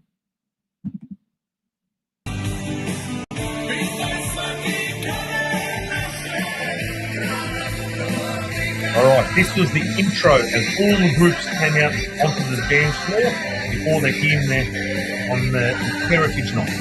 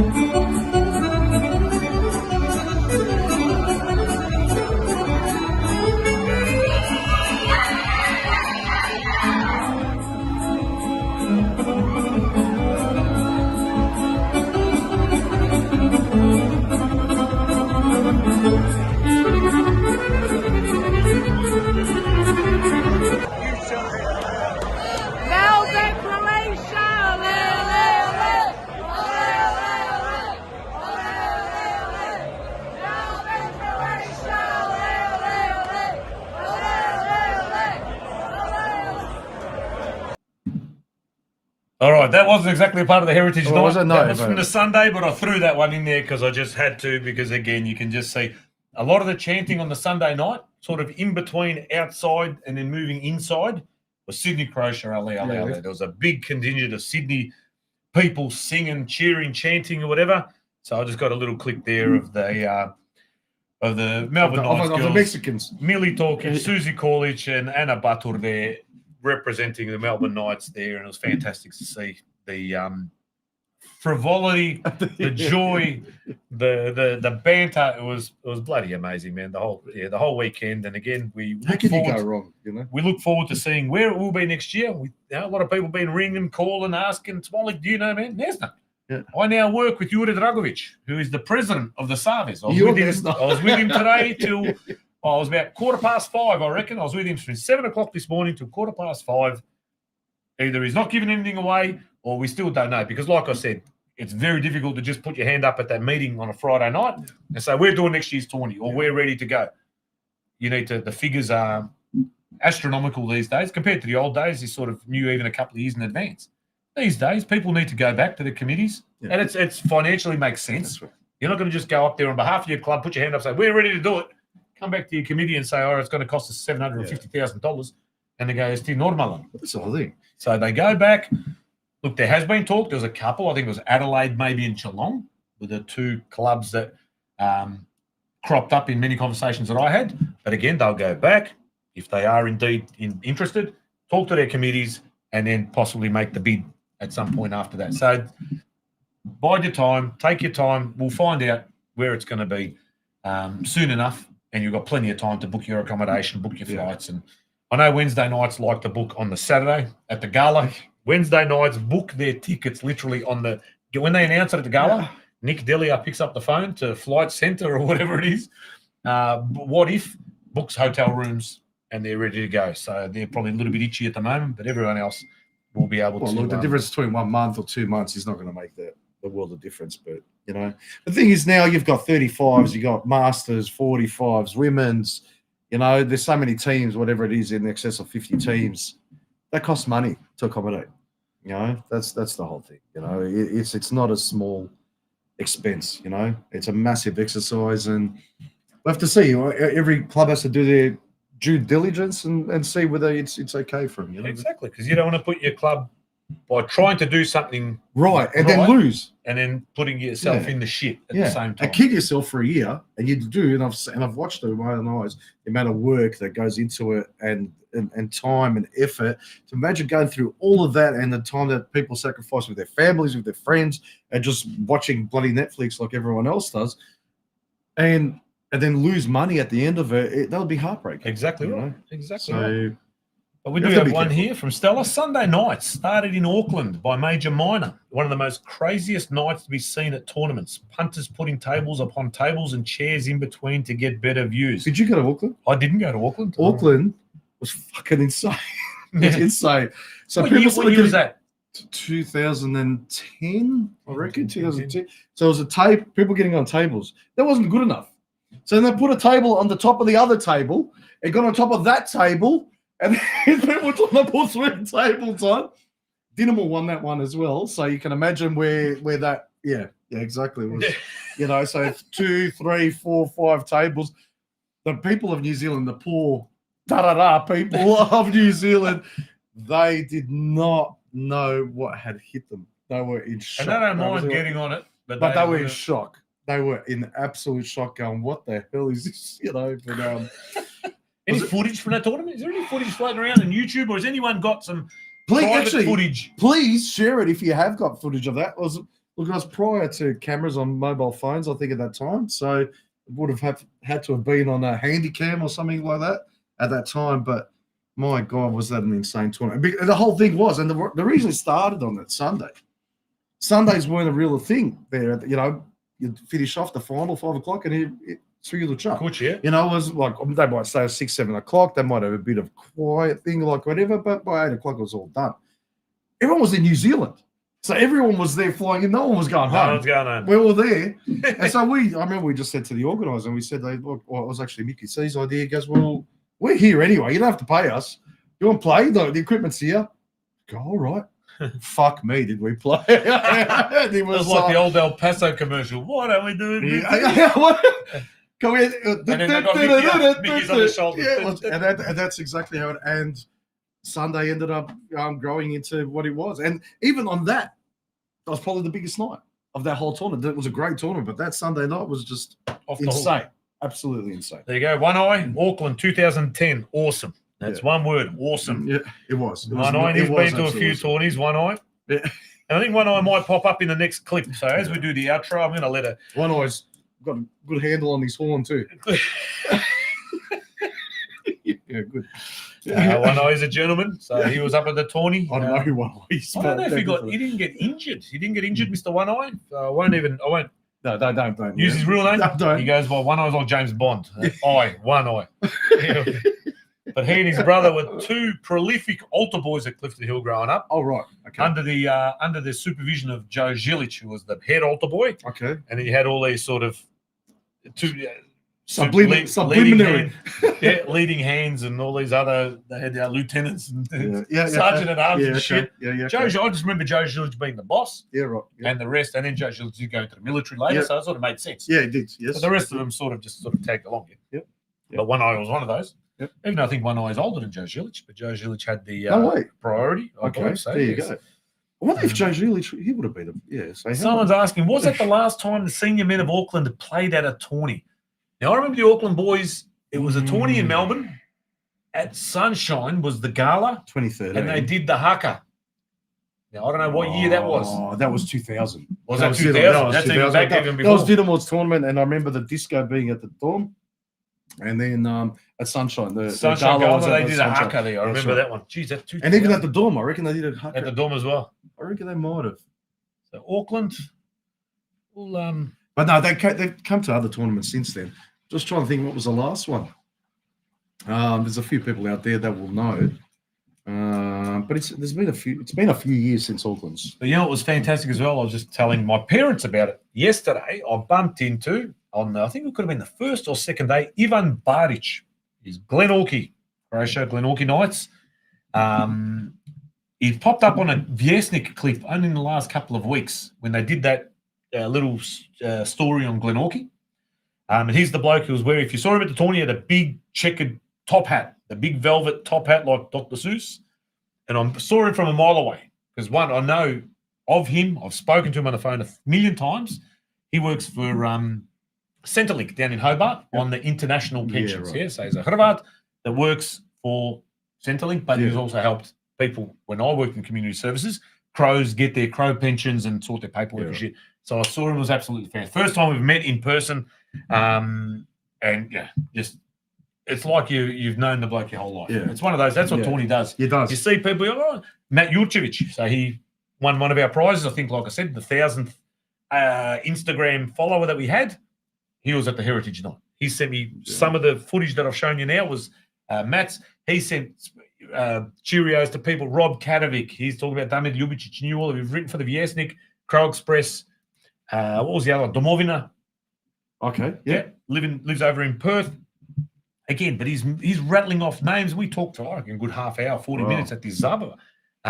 Fantastic, you know what I mean? Ivan Baric, over 800 games for Croatia. Played 800 games. Can you play 800 games? Still employed from under sevens till he was even that 50, 800 games. That's insane. But yeah, I don't know if anyone knows. Again, they can let us know about Auckland as well. But exactly right. Yeah. So anyone's was at the last time. But Spolge, where are we? 10 o'clock.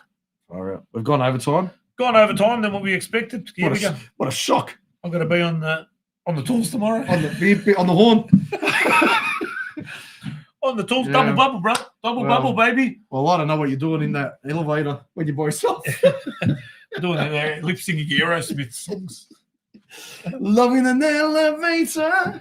Going up, sweet Ash Road when you're going down. Down. But there is one more clip left that goes for 11 minutes and 41 seconds. So if you're still awake and you want to watch it, slobodno. We won't be coming back after this. No. Play it out. We've got to put a stop to it at some point. We do. We've got some special guests, though, I think, next week. Who we got next week? We've got a very, very special guest. Like, if you don't watch, you might, you know what I mean? Might get knocked out in the first round. Maybe within 2 minutes. You might either get choked out, you might get an arm bar, or you might get a left foot cemetery, right foot fucking hospital. Special guest. Yeah. You gonna let anything I out? don't know. Well, you might know. We've announced him before. Sunday night, if anyone was it last Sunday? Was it Sunday of Tawny? Was it Sunday of Tawny, wasn't it? No, I think it was the week before. I think it was the week before. 26th or something like that. Yeah. Brando Pericic, UFC fighter who won in his last fight, only not very recently. Yeah. First round. knockout. So I think annihilated him. Yeah, just Satra. Yeah, yeah. Satraga, like Debeljak beat Bibinya on the weekend. Pretty much first round knockout. Anyway, Binti, please don't kill me. I used to be welcoming Bibinya. I don't know anymore. Yeah, Brando Pericic. So he one of 4 Croats now fighting in the UFC. Australian Croat from Adelaide. Spent a fair bit of time in New Zealand, I think. He's still in New Zealand now. He's a resident of New Zealand. Yeah. Because you watch the footage and he's doing that. Yeah, He did that. Yeah, I was doing that on Sunday at about 11:30. Yeah, just looking for trying water. to get that booty to return. Just get that Kiselina from the. Oh, but yeah, one day I've got to say one thing. Yeah, Nardle. Jeez. Gold Coast Heritage Night, right? Yeah. I remember I filmed. I don't know if the sound worked. Maybe that's why I didn't show up. But I went into the back room. So there was a VIP room section where the Viesnik was based for most of the weekend. Oh, shout out to the Viesnik. Yeah. Coverage of the Viesnik was unbelievable. Exactly right. Viesnik, everything they're doing of recent times has gone up tenfold. No. Yeah. Brucey, I was mic'd up. I don't know if they've released it or whatever, but I was mic'd up on the 9 o'clock game on the Thursday. So they put a mic on me very briefly on the camera. But because of my massive chest and pecs and shit, the magnet wouldn't hold the camera, the GoPro on me. So we took that off, but I was mic'd up. And there was argy-bargy in the game. So I think there was some pretty good footage. Possibly released, maybe will be released. But the Viesnik, they were tireless all weekend. They absolutely were there day and night. Brucey, Dave Davutovic actually came back to Melbourne for that wedding.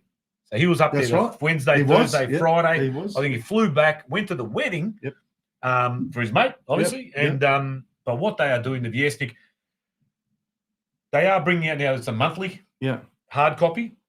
What is it, $10 or whatever it is to get the monthly hard copy or something like that. But the online digital subscription, I think, is $4 a week or something like that. Is that what it is? Yeah. Okay. It's peanuts, right? You can't buy half a latte in Melbourne for $4. Yeah. Get it like we hammered home the thing about the Warrior Cup, about Yelena Churic's book, the Viesnik. Get on it, because if we don't subscribe and if we don't buy memberships or buy copies or whatever, it won't exist. That kind of coverage does not come for free. Exactly. It's costing them literally hundreds of thousands of dollars to put on the kind of coverage that they're doing. And I think just that one weekend showed what that's worth. Exactly. And we've got to support it. And maybe as clubs, maybe even if clubs start donating and like subsidize that, and just us subscribing, just so that we can have that and have that sort of presence online and have that information coming to us. But we'll have George Sabljak and Ivan Filipovic, who is he's basically the one who's financing the whole thing at the moment, on the show, talking about it and the importance of it and this new redirection and renaissance of the Viesnik, you know? Right. It is digital. That's the way to go. I've worked up until very recently in white-collar jobs where everything was going digital. And I know it's hard for some people who haven't become accustomed to digital. You know, there's some people that like the old hard copy. My old man would go every Wednesday, whatever, Thursday, to the newsagents, buy the Viesnik, sakrit, the Srpski glass, underneath the Makedonske Parata Bankata, whatever it was called. And the Novosti. Exactly. Sakriš underneath the Il Globo and the Neos Cosmos. That's like the same as the books. Yeah. And now it comes out once a month, and I usually go get me a copy as well when you're there, just to get an extra one. But now digital. For our generation, even us, we're older, but we're still kind of in that, because we know how to use it. But we then have to help our folks, and those that aren't particularly digitally literate, help them get onto the digital platform, because that's where it's going to go. Yeah. But the quality of what they are producing is phenomenal. Yeah. It's not some backyard operation. It's great. Like this. No, it's great. This is a backyard operation. I've got a Logitech camera from a work camera thing, a laptop, a couple of microphones. Probably the microphones are the most shiny, good things that I've got here. They're nice. The bar's made out of empty Ožujsko crates, for Christ's sake. That's because you drank it all. These are fence palings from Ringwood off Marketplace. They were free. We've got a patka from Shime and Tonchi Župan. I've got a buffalo ball. Here's just a quick story about this. Anyone's noticed, what is this lopta that's in the background? This is an old buffalo, 32 panel Victorian Soccer Federation ball. This ball was won at a raffle at Melbourne, Croatia, back in 1989. And then it was a Saturday night. My tetak, Mate Rogic, might be watching, but Teta Kaya is definitely watching over there in Borik in Zadar. He won this ball, gave it to me as a kid. And on that Sunday, I went into the dressing room. It was Melbourne, Croatia versus Footscray Just. and the ball was signed. Some of the names I'll read out to you right now if you remember. Solomides. Frank Valentich, the Frankinator from the block. If anyone in Australia, I think now knows who Frank Valentich is. The Frankinator, property advocate. He's a bloke on the phone when they're That's trying to. Yeah, George Hanna, Josip Biškić, Branko Milošević, Stuart Cannell, Joe Rados. Ivan Ražnjević was the coach at the time for Joe Chaleta, Theo Salamides, Mate Grgić. Yeah, that's it. I saw him every day of the tourney. Every morning, I'd go down for a coffee. He was there. You know, Theo Salamides. Well, Mate Grgić was one of the people that informed me of your wonderful messages out to those koji su nas potirali. Željko Adžić, Ivan Kelić, Francis Awaratifi. Who else is here? Ivan Juzel, you said there before. Stewie Canal, Bishka. But that was a great what a team. One of the greatest days of my life where Milenko, I can't remember exactly what his surname was, but it was very close family friends, possibly related with Tony Schaefer, who used to play in Major Minor. He was the team manager at the time, took me in. I'm sitting there and the ball's being passed around. It was like, as a 14 or something like that. Greatest day of my life, and I've kept the ball ever since. And it's Speaking of Miljenkos as well, there's a Miljenko Matijević who's an unbelievable singer. Lives in America now. If any of you watched the film Rockstar with Marky Mark, who was playing a headbanger in there. Oh, Mark Wahlberg. Yes. You remember that Rockstar? When he became the lead singer, like a Steel Panther type. Steel Dragon. There you go. And that amazing voice. So I remember watching that movie the first time, and this amazing voice that came out was this guy called Matt or Miljenko Matijević, who was born in Dubrovnik. Amazing voice. Like anytime you hear Mark Wahlberg sing, that's actually him. W. Richard said he will tee him up for us in the coming weeks. So he's another fantastic there you go. that we can have. How do you know that? Like I always get, how do you know these things? That they're just sort of these random things. We know. Yeah. Why? Because you're Nash Jovic. Yeah, He's done amazing things. Yes. Matt Jurcevic says UFC match was on Tawny Sunday. Carter says, keep the Viesnik going. They've done an amazing job to transition online and engage with the younger generations. Love hearts. And Rose, of course, saying, Smolik, I'm so glad Spolge got about 5 minutes of talking in this 3-hour show. Thanks, Rose. There we go. You eat my mum's schnitzel and you don't get to fucking talk. The breadcrumbs, the schnitzel. They're great schnitzel. Good schnitzel. Far, but the biji. Oh, that's the old biji mix, mate. Dienstano. Yeah, actually. Anyone else use that word, Dienstano? Yes, Dienstag. Dienstag. Yeah. But Bemzia. Bemzia. Yeah. It's time to haven't done one. So.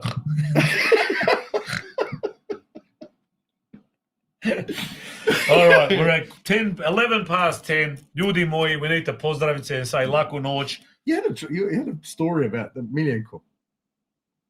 The Tony Schaefer's that's right, yesterday. relative he was team manager. Yeah. He ended up moving back to Županja, I believe. But now he's back. I've seen him since. Someone will know his surname. I won't pour one for you, Spolge. This is the Rob Holovka special. Čista boca, 43% year 2025. With a bit of kruška in there.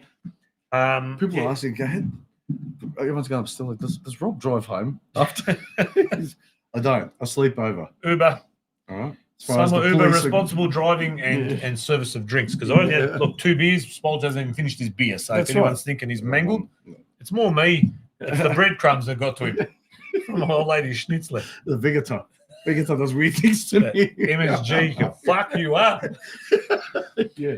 But what else? You got anything else, Spolge? Here we go. We've got 3 minutes before you just collapse.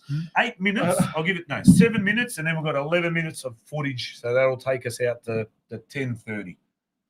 I was going to say something before, but then the Chista Kruška. Or Chista your memory. Yeah, we did a little bit. So, but when they say when you wipe your memory on your iPhone or your fucking laptop and shit, just fucking pour a little bit of this on there, mate. It'll wipe everything. Yeah, all good and bad. But we did spend this week where we weren't online reflecting. We did reevaluating. That what was it? A post that came up on Instagram? was it the post that said we won't be back this Monday because was it nursing hangovers and reevaluating that our was life. Spolge. That was Spolge's I was- handiwork. yeah. I was in Gold Coast. I didn't know what was going on. No, All it's of a sudden- only because Tony Grigich sent me a text. And he's going, "You guys on tonight?" I go, "Fucking, we told you 15 times in the last how many programs we're not going on." I didn't know. My phone was pinging. Going off. What the? Everyone sending comes. I don't do much Instagram. Yeah. I don't know how it works. I do one reel a week just to let everyone know when we're back or whatever. Yeah. But then in the messages, bang, bang, bang, bang, there was a screenshot of this post. And what the fuck is this?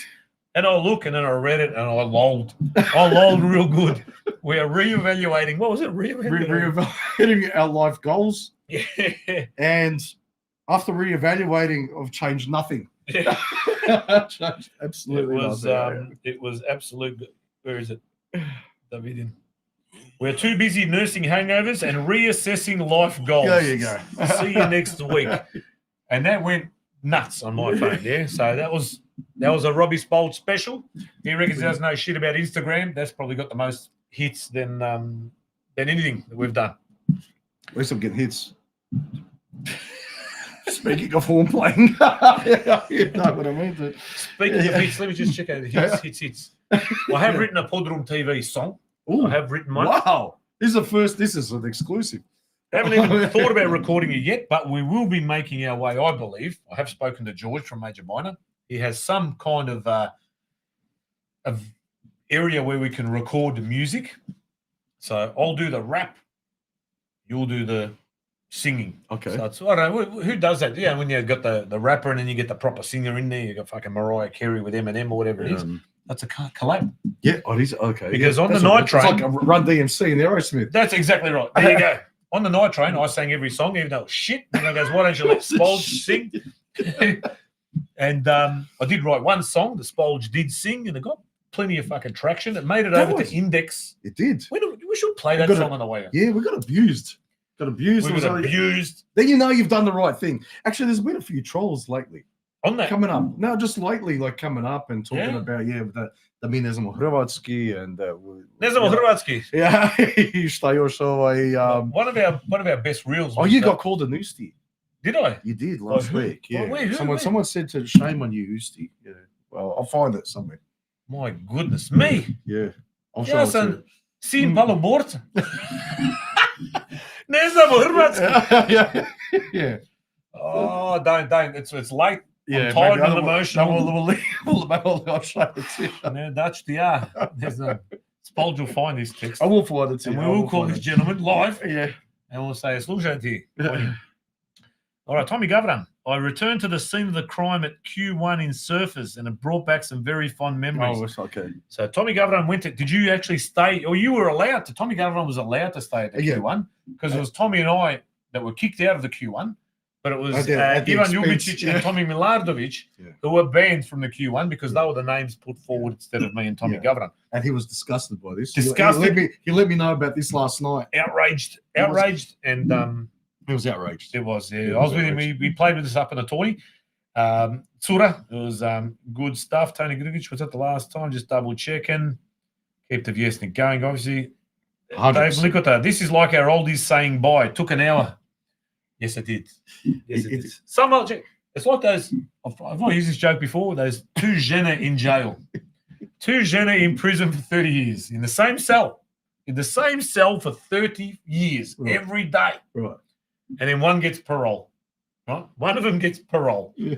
And as she's leaving the cell after 30 years being in this fucking cell together, she's walking out the bars and the other one goes, Čeka, ima nešto ti reći. And that's a true story. That is a fucking true story. That is a true story. Dvi babe. You know when the Sushi Mango came out with that one and they were leaving the house for like 5 hours? I swear to God, the week before that video came out, my man comes up to me and goes, Tata, why is it every time we leave someone's house, it takes us like an hour and a half to leave? And I just laughed and I thought, fuck, I've turned into our parents. And then 1 week later, that Sushi Mango thing came out and I go, look. Okay, it's not just us. It's a Sushi Mango, Broad Beach, at the beach on the Saturday, I think it was, the bigger brother. You got the two brothers and you got the one with the taller one. Yeah. The taller one was there at the beach. No Yeah, way. Rose and the Oh, he girls, was. They all He got was there. photos Listen, and shit. I was just waiting for him to run into a crow out somewhere and make. And I saw him at the beach, and I'm walking past. We didn't go out on edge, and I didn't really stop and go, "Oh, mate, can I get a photo and shit?" Because PodroomTV is bigger than Sushi Mango anyway. I was waiting for him to fucking come say something to me. But just in passing, go, "Mate, you coming to Crow Tawny?" Yeah, fucking yeah. He just goes, "Oh, maybe next time." Because apparently, what they cost to come to a Crow Tawny will fucking blow your budget more than any gala. Yeah. Because I know that there was some efforts made to get him possibly even last year, and the cost involved. Look, they're fantastic. Don't get me wrong. These A little blokes, does he know will be he's the one who's going to benefit from it. exactly right. Yes. But they are funny as shit, They and are. I think it resonates with everybody, regardless of Yeah, sort of what that's background you're from. If you're from that part of the world, That's true. they are fucking hilarious. Those blokes. Tommy Governor stayed in Broadbeach. The Star Hotel was Crow City all week, so you stayed away because they know who you are. Because Tommy Governor, when you left the reception area to go to room 803, you told them who you were. When the security was saying, "Gentlemen, can you please make your way to your rooms?" and you go, "Do you know who I am? Tommy Governor, room 803." And that's why Stipper said to us, "You got a $500 fine because we lost our bond, and Sura can now no longer." Oh, here we go. Be ashamed, Usti. There you go. CDB 123. Be ashamed, Usti. And then this one said you're a legend. And then Zolota Zla said kakva legenda. Yeah. Well, there you go. Yeah. So being called an Ustasha and a legenda in One post. One post. There you go. One was an Italian. Yeah, The other one was Bulgarian. It was just a graffiti. It's just a graffiti. I think I saw. Speaking of one of our biggest fans, Marcus Rage was wearing that Nasha Oluya Ne Prestaje t-shirt. Mine just had Debeljak on the bottom. So really much of a muchness, but you can see that graffiti pretty much in every town along the coast and inland, wherever you go. But There you go. Like, take me back to Preston, Macedonia. A The Hotel Macedonia, Oh. Smalling Special. That's what he's referring to. I think that was your best. You know what that song? That song we did. I think it had 4,000. Whatever we had that night on Night Train. The Massos that had the Preston show the day after it was a pretty decent show. The Preston show back in the day. They go, "Can we share it to our socials?" They go, "No problema, boys. Go for your life." They had like fucking 15,000 views in 2 hours. It became number one in Scorpio TV. Yeah. But if they put it on iTunes and they charge $1.99, they wouldn't fucking have one. Yeah. A lot of returns. So it didn't fit. It didn't fit. It was a wrong size. I swear to God, I bought jocks yesterday at TK Maxx. Yeah. I bought gadgets. What else are you going to buy from there? Right? Six for $39. Yeah, America.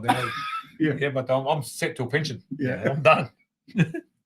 And I bought a packet of jocks since you went to Latrobe. and I bought that zip-up polo for Tommy, who's 8 years old. He wanted a zip-up polo. And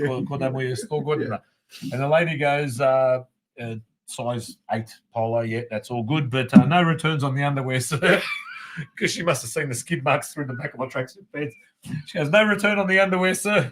She saw what state I was in from the tourney. She goes, "This bloke, I reckon he wears it on his head." There's snot marks more than skid marks. Yeah. It's good old-fashioned family fun. Exactly. We're now past.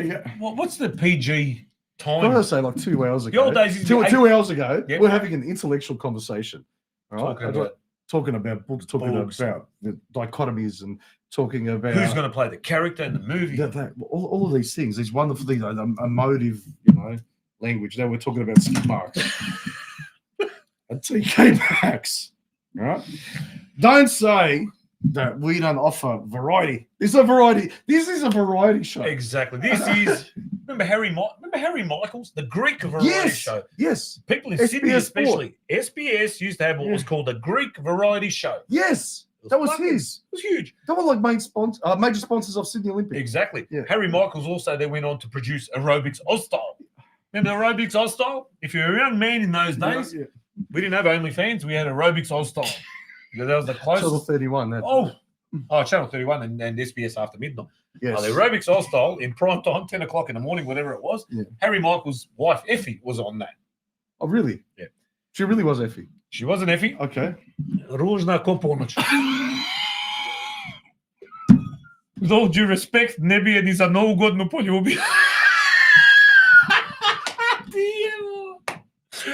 majko, ne bi, ko da je poplava izbacila. Ne znam i hrvatski, a? Ne znam. Ko da je poplava izbacila. Ne bi je iz boba potira. Listen, Harry Michaels. And then he went on, again, this bloke was fucking everywhere. Greek variety show, hosted shows, that. Aerobics. He was a producer of one on the ball, all of Optus Sport and on the ball. Yeah. When Optus Sport used to bring that fucking truck to the back of Quarry Hill. Yeah. Yes, exactly, yeah. And we, again, as young men, spent a lot of time on that Quarry Hill. We did. And the van was there, we were all fucking lingering and shit. I'll go in there. Can you believe that all we drank was Han Ice at one point? Han Ice. And we'd have to relieve ourselves in the area that was built for a toilet, but the toilets were never put in. No? Smrad. And then we go into, I'll go, fuck it, I'm going into this truck. There's a truck there. And who's in there? Fucking Harry Michaels. Harry Michaels in the fucking truck. And we go, having his way with him. Yeah, sorry, come on. And then 2-3 of us come in on that back attack and fucking, I don't know who, Black Bubba and fucking whoever was this Ovco, now Poima. When was the last time we saw Black Bubba? Fuck, a long time, man. Long time. His old man's birthday, I think, at the dorm, but we had a christening and he happened to be there. Okay, yeah. And I go into it, I go, Harry Michaels, I start talking shit. I go, it was Melbourne, Croatia, Sydney Olympic playing that day. Yeah. And we made a bet. $50. I go, $50 Melbourne Knights or Melbourne Croatia is going to beat Sydney Olympic. He goes, I can do $50 here. I go, all right. I'm going to go collect $50 of all these boys, right? But you got to give me $50 so that we know that you're not going to rip us off. This bloke's a fucking millionaire at this stage. So I took his $50. I go, I'll be back soon. I'm going to go collect $5-10 off Black Bubba and off fucking Nicky Shepa and maybe I'll pinch a couple of dollars off Lovre Longin. And we robbed this bloke of $50. He never saw me again. I don't even know what the score was. I think it was a draw. Either way, Harry Michaels lost $50. Yeah. And I've insulted his wife severely, should I say. My apologies, Harry. You're probably worth more than the $50, actually. You're a gentleman, and thank you, because that pays. Is he still around? Aurelion Givios, possibly. We'll have to look that up. Possibly. But Andy Pascalides, again, also a friend of the Crows. Yeah. Was awarded. He got an award recently as well for his heartbeat of football. If anyone knows who Andy Pascalides is, on the ball host, used to be on SBS all the way through our childhood, 80s and into the 90s. Yeah. He now looked like Ron Jeremy. He did. He had the greatest brick ever. He now has Heartbeat of Football, where he raises money for defibrillators. Defibrillators at soccer clubs, because one of his close friends died of a heart attack. Right, and that's a very serious. And he goes from club to club and hosts. He does blood pressure tests and all that sort of stuff. Hurstville's been very prolific in hosting him. Dynamo's had him. He's been at a lot of Crow clubs, and he's always welcomed. But again, Gurk, who's a very good friend of the Crow community, and we love him dearly, just like Les Murray, Johnny Warren in those days. They were always welcome. John Bell from remember this John Bell. John Bell. One of the but he got unceremoniously booted from ABC Sports and taken over by John Cosmina. Do you remember that? Welcome to John Cossy's Corner. Hey, I'm John Cosmina, and there was a really good chance that they had there for Melbourne, Croatia. Ivan Kelic jumped really high and put his head to the ball and scored a great goal. It was Gudera. Yeah, but the John Cosmina. But But he was actually great.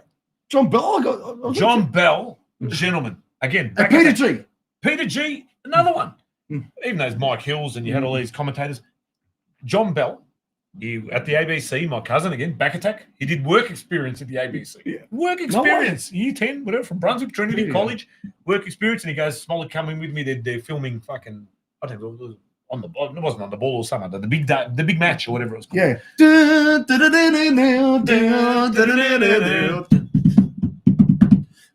Those tunes never leave you. Like those smells of liquor. You're talking about 11 years old. Yep. Yeah, that's exactly what it was. 11 and years I went old.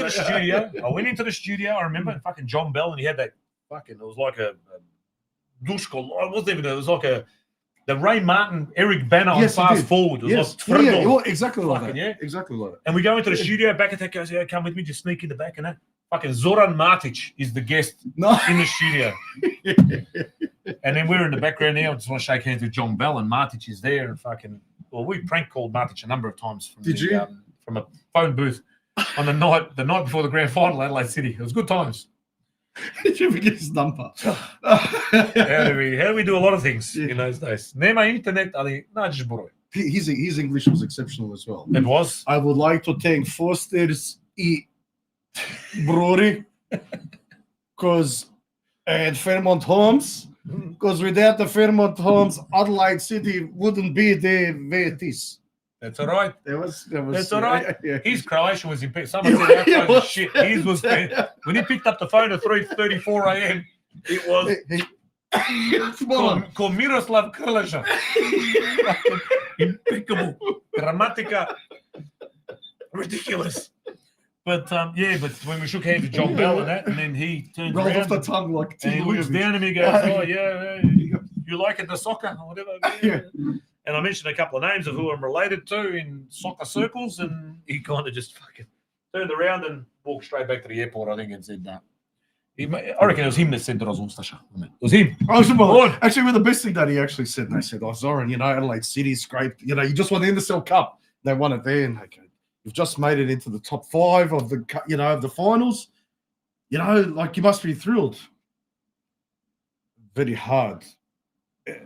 They say to me, she be right, mate. But I say, she won't be right, mate.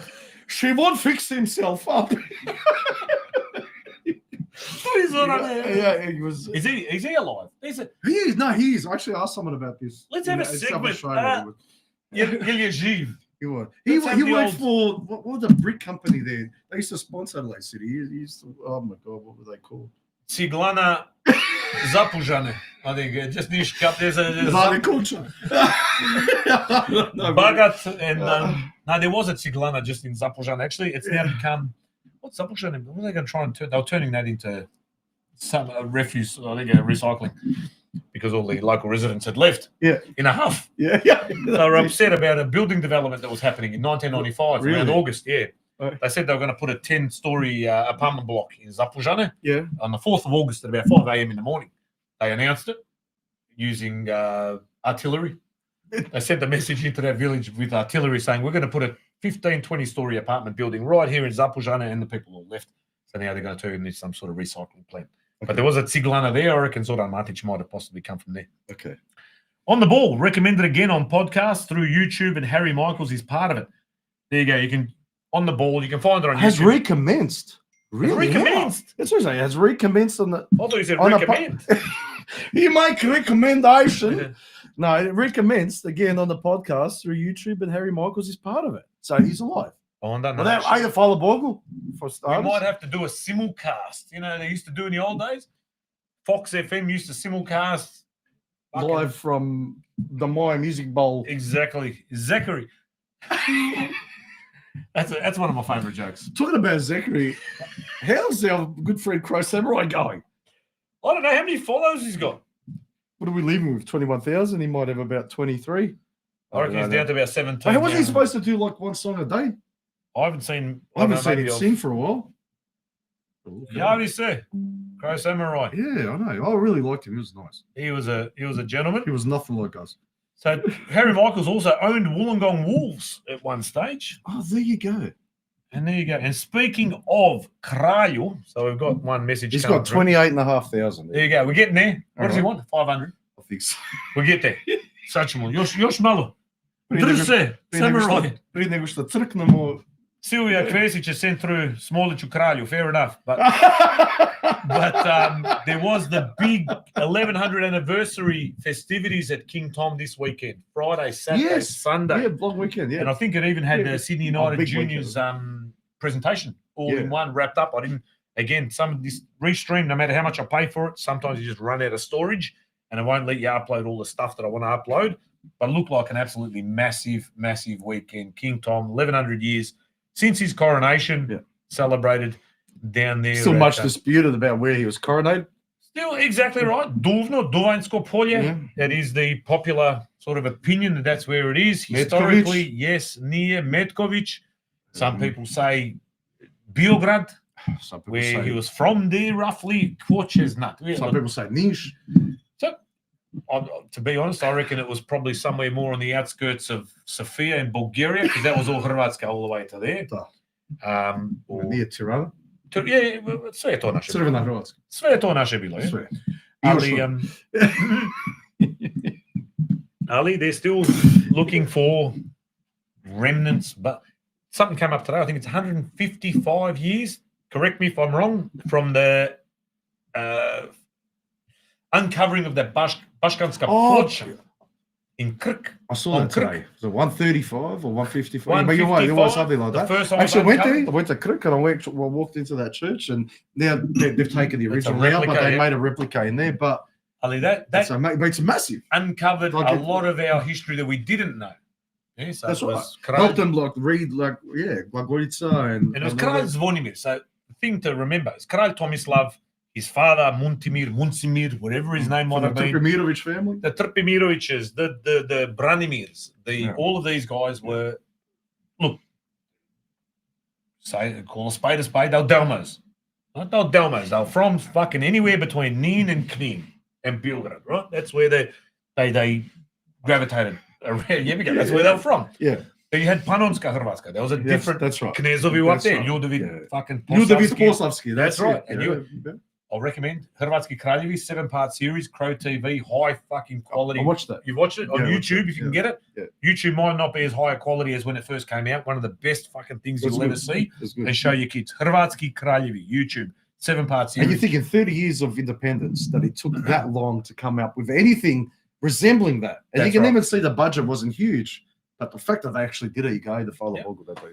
So Zvonimir, who's allegedly our last sort of official king, was not from that Trpimirović line. He was not of Delmo Aimoreći, that sort of fucking sphere. He was Slavonac. Okay. He was married to the sister of the Hungarian king.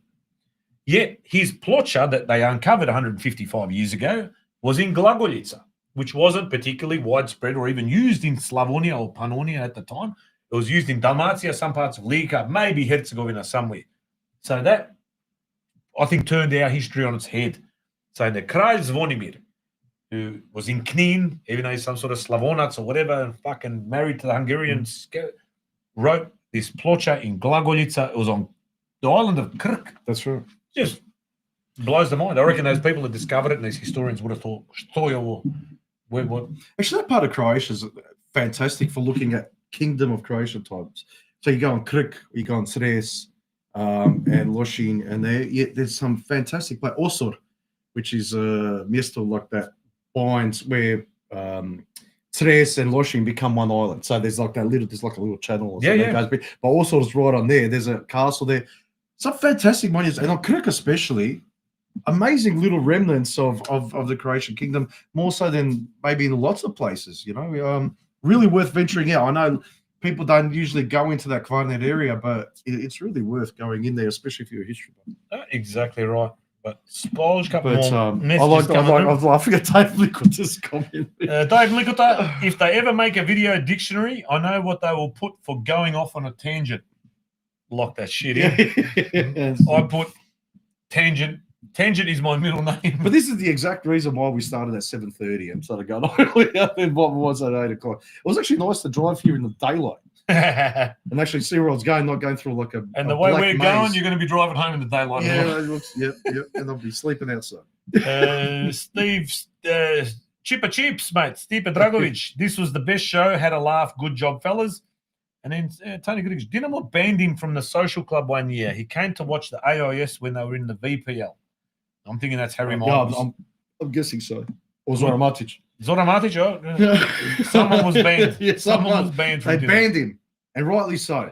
But going off on a tangent, I can't let this one slide. This is, speaking of Dinamo, right? Like I said earlier, at kind of that important juncture of the Sunday where I could either have 2 more beers and lie down and not be seen again, or I have 2 Gatorades and I come to my senses. Yeah. At that point of where I had that real epiphany and I go, what do? I was sitting, like I said, in the shuttle with Ivica Dolic, Rob Bayer, Cholina, Bado, young Dolic. I think it was pretty much just the 4 or 5 of us sitting around.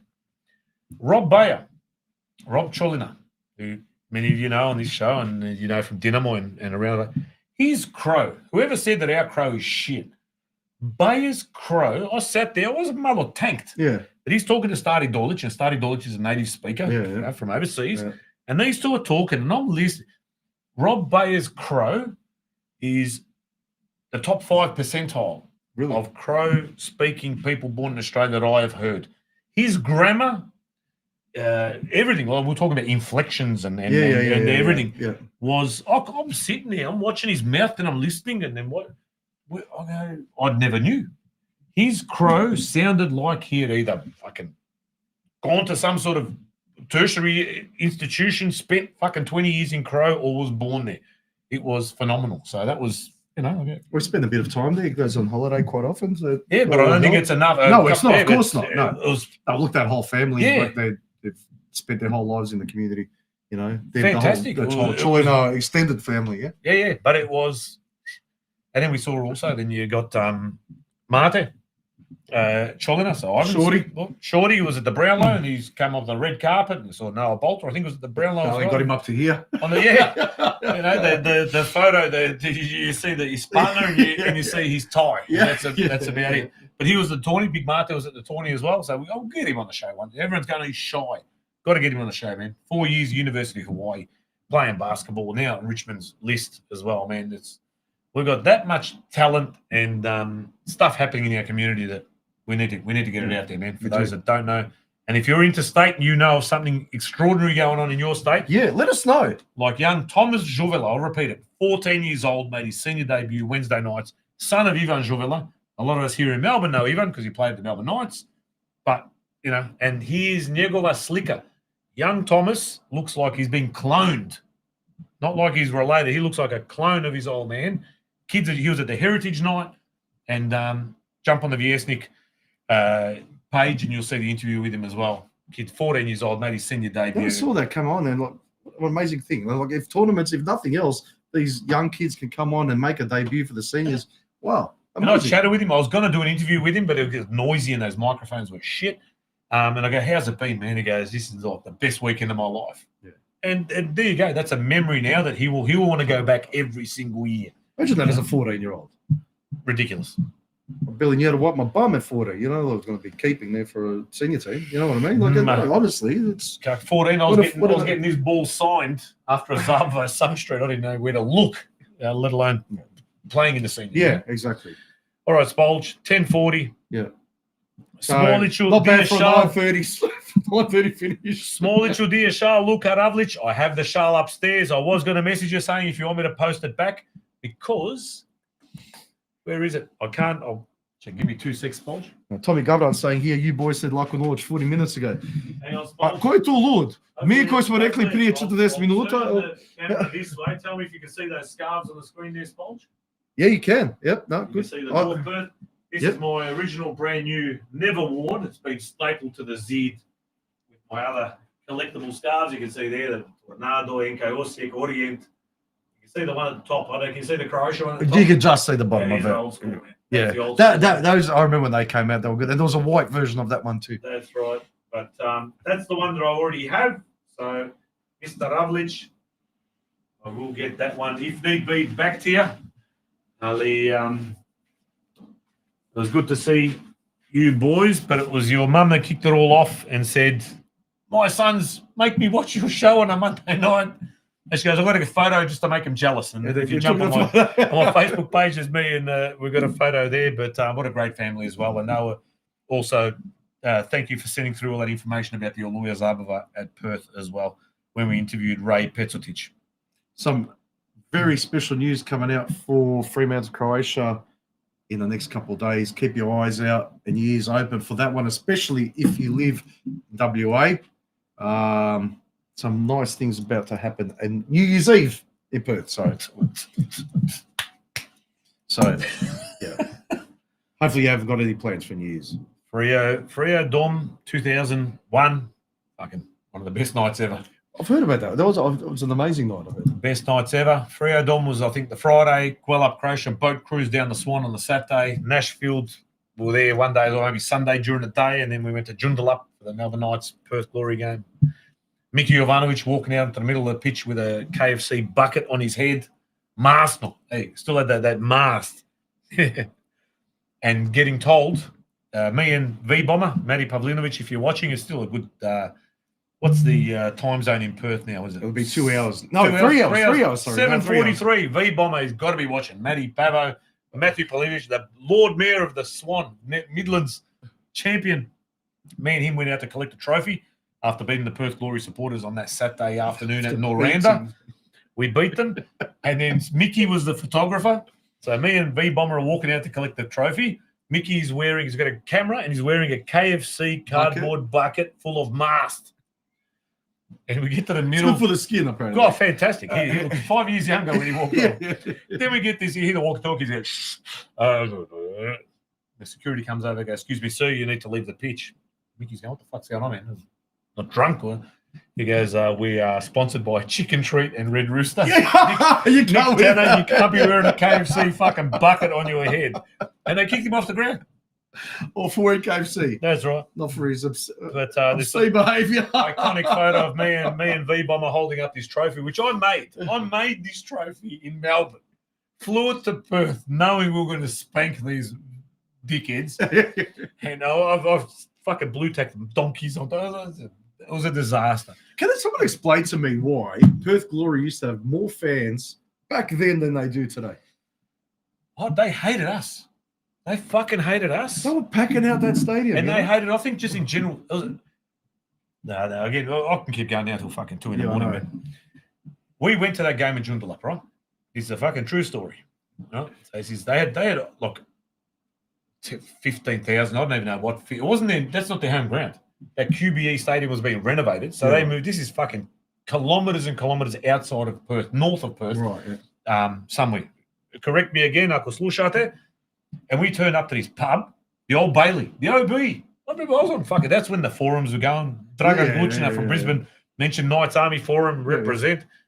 And we're going to go to the Old Bailey Hotel, right? So there's only fucking a handful of us, mate. Me, Lazy, Mickey from Melbourne, yeah?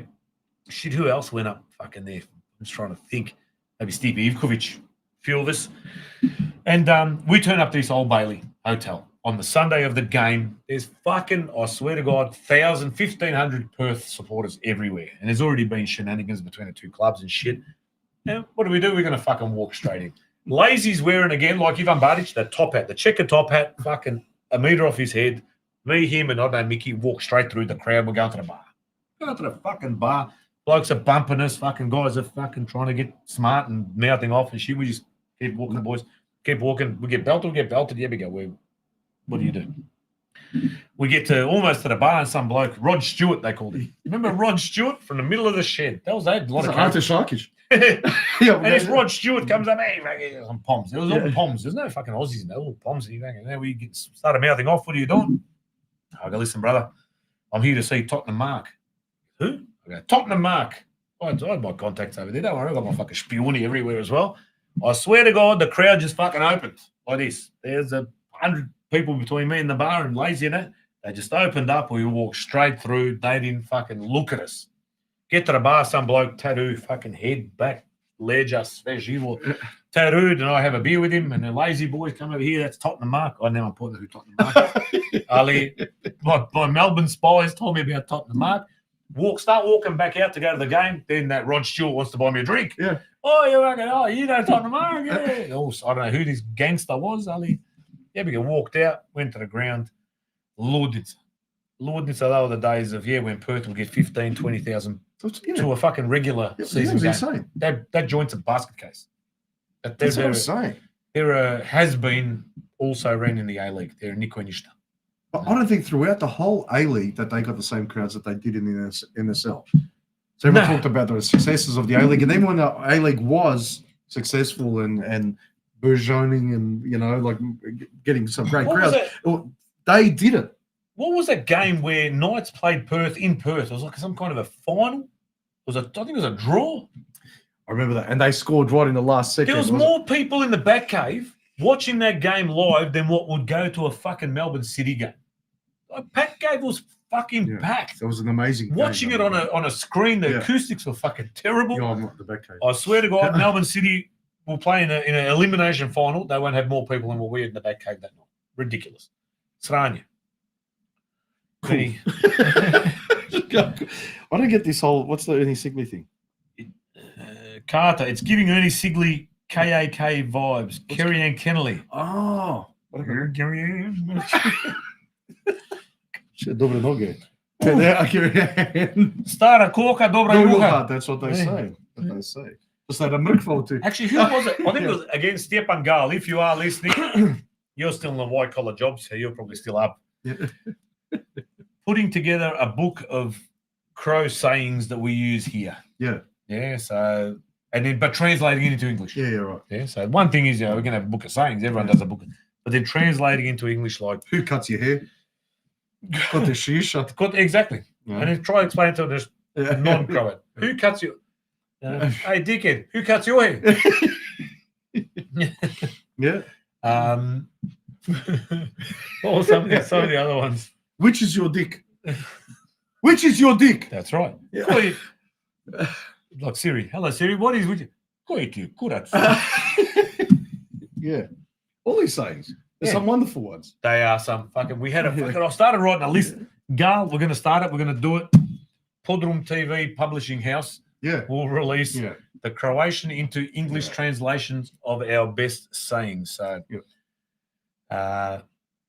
we had an indoor soccer team once called JJZN. Yeah, right. Yeah, it was on the board, Airport West, JJZN, and people turn up to play and what the fuck is JJZN? It was Yebby, zašto ne bi? Yeah, okay, yeah. And now translate that into English. Exactly right. It'll be R-rated. It'll be sold at Mickey Peterson's parents' pawn shop in Banana Alley. Mickey Peterson, Mickey Pete? Yeah. His parents used to sell adult literature, I believe. Did they? Yes. In Banana Alley? Somewhere, I think it was near Banana Alley. Again, correct me if I'm near middle for Melbourne there somewhere. There was, yes. Central Station. Correct. Banana Alley, adult bookstore, owned by the Dutch. Well, they are Dutch. Migrants, because they love that shit, man. They do. Yeah. Lucky there wasn't a naked lady in the fucking window dancing, smoking joints. The red lights going like Roxanne. All right, cool story, Smolik. Wrap it up. Thanks, Rose. 43,000. Tony Grgic, 43,000. What we were talking about there? There's none. There's that many tangents, Grgic. I don't know what the fuck. Crowds at 43,000. Yeah. Bilo je to dobro. Bilo jednom u tim davnim danima. Grgićeva lijepa kći. We're going to do an acoustic session as well. Yes, we do. We've got Gosti. All right, let me tick. Brando Pericic. Yes, tick. We talked about George Sabljak and Ivan Filipovic. Talked about the Viesnik. Tick. Who else was there? Check out. Zoran Matic. And if we're still going at 3:30 a.m., I'll ring him and we'll go live. Yep. Perth Glory game, 43,000. There you go. 43,000. And an acoustic session, unplugged. Yep. George Hrvojevic on the guitar. Yeah. Well, it's about time he did something. That's it. And we'll connect all his shit, these panels to his guitar. You on the... we just put like an overhead mic here. On the thing. It doesn't simplify. And I have just ordered again, Timu Yeveni Michael. I've ordered a kazoo. Is that what it's called? A kazoo? What's a kazoo? And I think where you hum into it, but it comes out like music. Really? I did. It was $6.95. A kazoo. I just check it. Deutsche. Otherwise, I'll just bring that drum box. Yes. Best investment I ever made. Ali, we'll take some. It's going to write down. We'll take in song requests. Yep. What songs would you like on this acoustic set? Yes. Tamog Jesna Rođen. That's one, which was on the CSF. Yep. Tamog Jesna Rođen. When's your live audience show? Ooh. We're talking about that whole thing. That's another thing we've got to talk about. Melbourne Cup. That's coming up soon. Yeah, I don't want to sort of look. We don't know yet. People have already leaked information. All I've said is I want to have a big one on Melbourne Cup, and it's been leaked back to people that shouldn't have been leaked to. And now people have dreamed up all sorts of things. And now I'm like tickets that are taking over certain soccer clubs. And I'm dreaming up certain. Maybe not allowed to even mention Melbourne Cup. No. If there is ever going to be a live audience type thing, Melbourne Cup weekend is that weekend to do it. Where we do it, I don't know. Live, I can fit here about 6 people on the other side of this. Yeah. If they do the tables on top of tables like in Auckland. We'll fit We'll about have 47. 7. Yeah. Or we have 2 cameras going, one inside, one outside. Because I was thinking of, sometimes I have a bit too much time on my hands. Or we go offside. All sorts of things. But Cup Eve, Governor, we'd love to. We'll let you know because not that far to go. It's Cup Eve, We're already in October. But how much time do we really need? Exactly.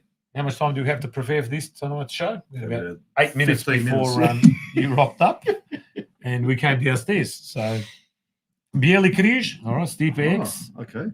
Bieli Križ. Oh.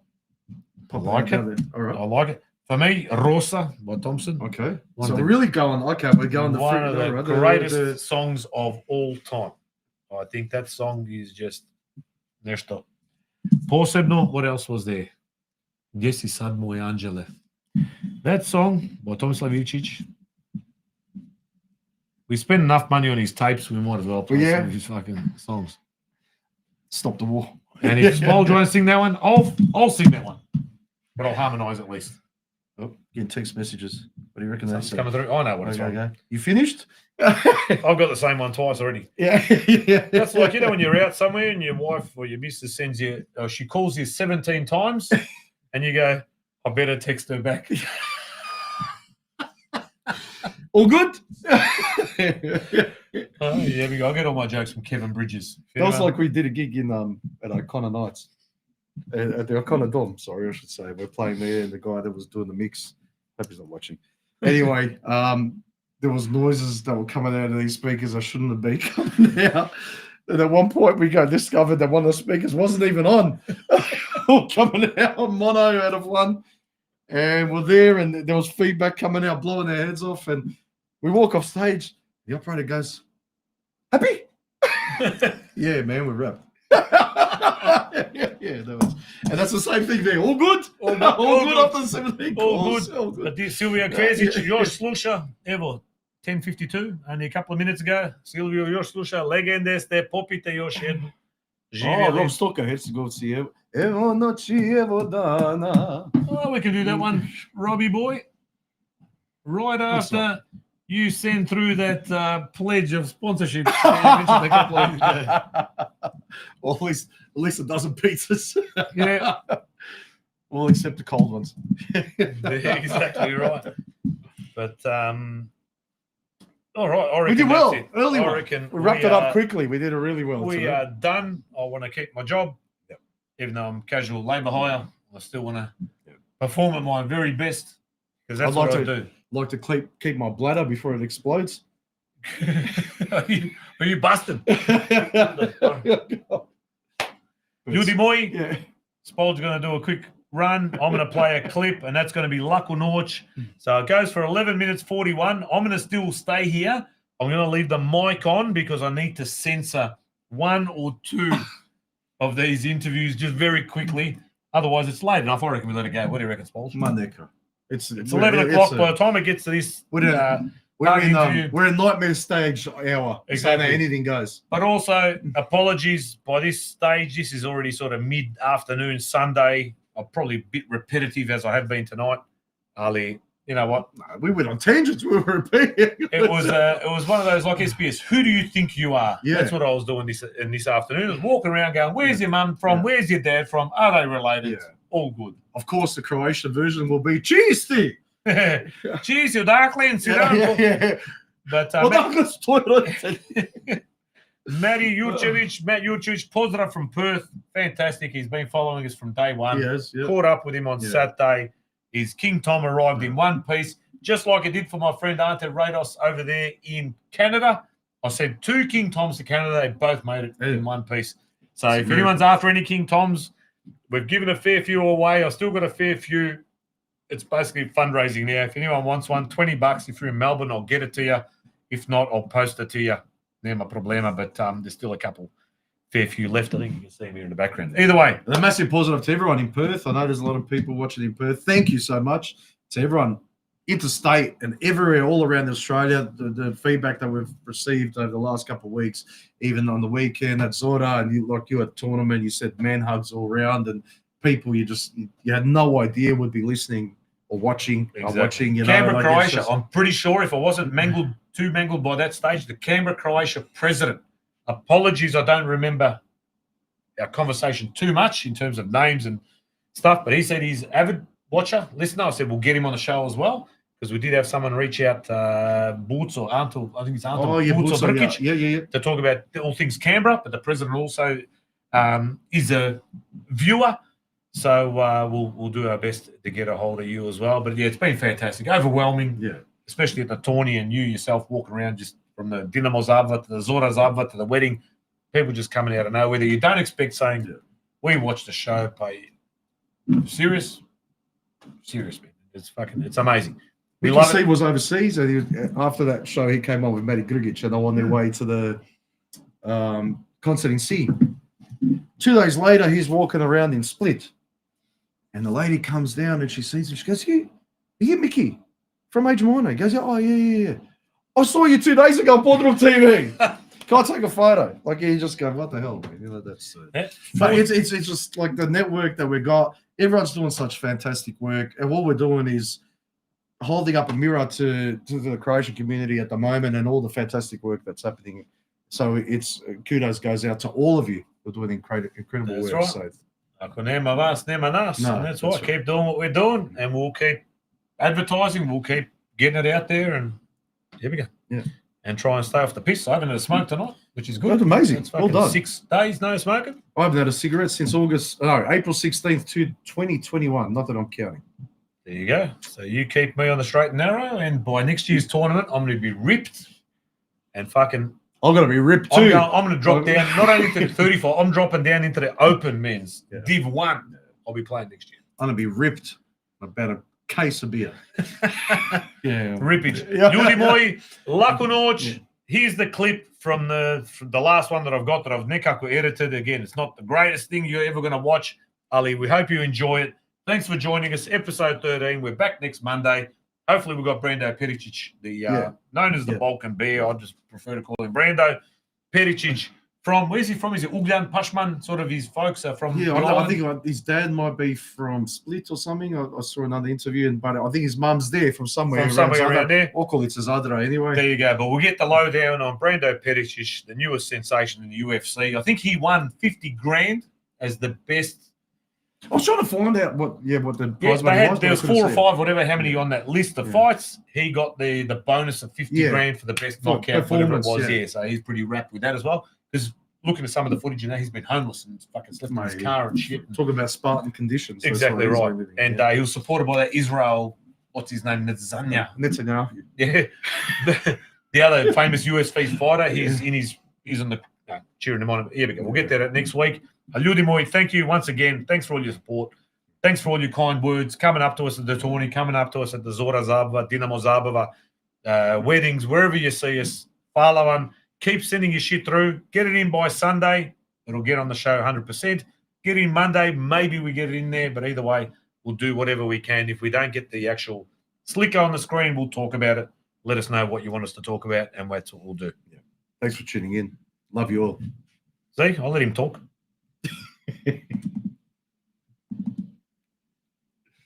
Again, Davor Gelmanovic, mum and dad, where are they from? Mum's from Duvno, the old man's from Ilača, Slavonia. There you go. Tom Žilić, mum and dad, where are they from? Konjic, Herzegovina. Any particular silo near Konjic? Lomatićevo and Turija. Not related? There's a lot of we're both Konjičani here on the Gold Coast. We turn around this way. I've only got a Breščić here. Where the Breščići from? Mum and dad. Both? Any particular silo called Livna? Yeah, mom's from Lugačane and dad's from Megdas. There you go. My brother-in-law's from Čuklić. Oh, mum's from Čuklić. There you go. Anyone else? No? Miki Jovanović? My parents from Donje Pozorište. Lika, srce Hrvatske. There you go. Jovanović's and your mum's maiden name was? Lukac. Lukac, there you go, mate. Hardcore centar Hrvatske. We keep going. Paul Šarić. Doorstop interview. Odakle su Šarići, mama I tata? Where you guys Oni from? smo Velebica. iz Sa koje strane? Žarić Drage, doli na moru, ali su rođeni gori u Velebicu, ali su mama iz Devči Drage, tata iz Šarić Drage, tako da... Hello. Vratio se. What do you want to say to Pav and Tony Kolchek? Ed, odjedi, Kolček, I love you. Oh, Tomichu, tell me, Tomichi, where are you from back home? Where are your mum and dad from? We're from over the hill, we're from Sing, quiet little town, patriotic, live, love, breathe it, and yeah, I'm half from the island, half from Sing, yeah, Dover from an So sing or sing? Sing. Sing. What place do you sing? Otok.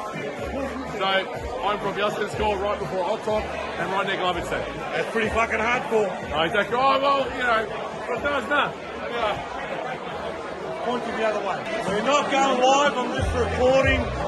Ante Shesto. Where are the Shestos from back home? Where's mum and dad from? From Leeville, mate, Leeville. Both parents? Look at that shit, mate. Fucking hardcore. Both parents leaving off. Leeville, mate. Any particular selo near leaving off? Veliki Kaplić je, mate. Right. Ovo je iz Kruševa. Zadar. Iz Zadra. Odakle? Slivnica, Područje. Slivnica.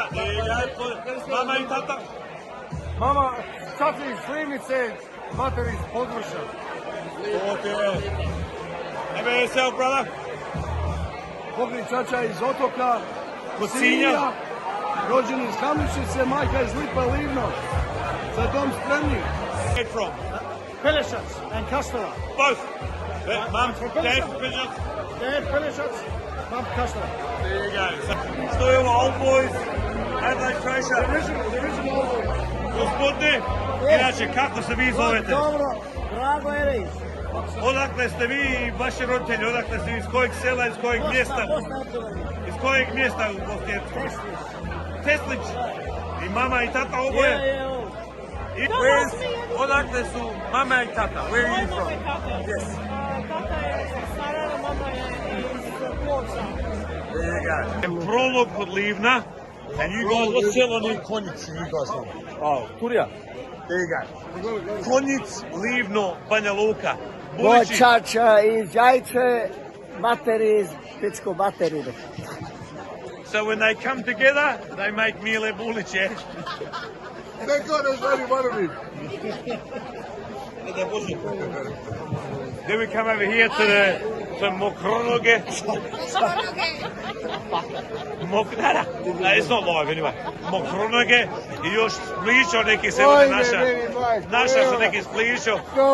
Ujanke, di odakle, iz kojeg mista je kod Splita? Koje mista iz Splita? Baš iz Splita i iz centra. Sa starog placa. To rođo, Mlinara je. Mlinara, to. Suzi Kolić, otherwise muž iz Podluga kod Benkovca. Suzi is from Mostar. What, is it a selo in Mostar or is it just Mostar? Moraci, the best place in the world. There you go. Nada Marić, evo ga. Auckland ste vi. I think he's from Stolac. You're Stolac? Are you Mostar Marić or you Stolac Marić? Stolac. This was all about it. Oh dear, Harley Davidson Stolac.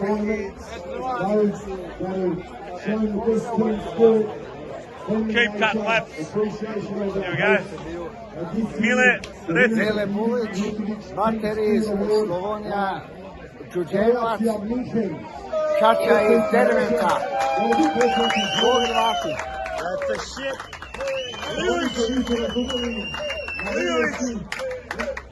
Hello, Liović.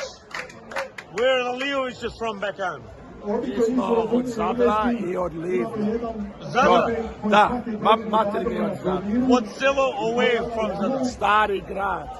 Yeah, Paklarica. Stari grad su bili. Baš Zadar. Baš Zadar. To je to. What's the surname? Your mum's maiden name? Gržanić. Gržanić. To je to. To je old school Zaratini. Zaratini si zapasni. Točno. That's where I love you the moment. I love you. Evo ga. Glenn Stefanac. Lenny boy. Sura. Ive Ljubicic. Smolik, you are the best. Chacha is Nina. Yes. Mate, where's your mum from? Iz Rijeka. Iz Rijeke? Glenn Stefanac od Slunja, ne? What selo ni Slunj? Cetingrad. And mum? Cetingrad. As well? Yeah. So, Pravi Kordun. so that's why you're how you are, because your parents are related. Is that right? No, no. I think you're from Lađevac or somewhere around there. Where they are. Slavonski Brod and Cetingrad. There you go. Fantastic. Who else we got here? Paul Jurčić. He's from my area. Another one from Cetingrad as well. Kordun. Just outside of Cetingrad. Mum's from Hestonje and Dad's from Pushkovac. Where's mum from up there as well? Yes. Right. I said Kistanje, okay, that's the Hestonje. And Kruškovača. Kruškovača.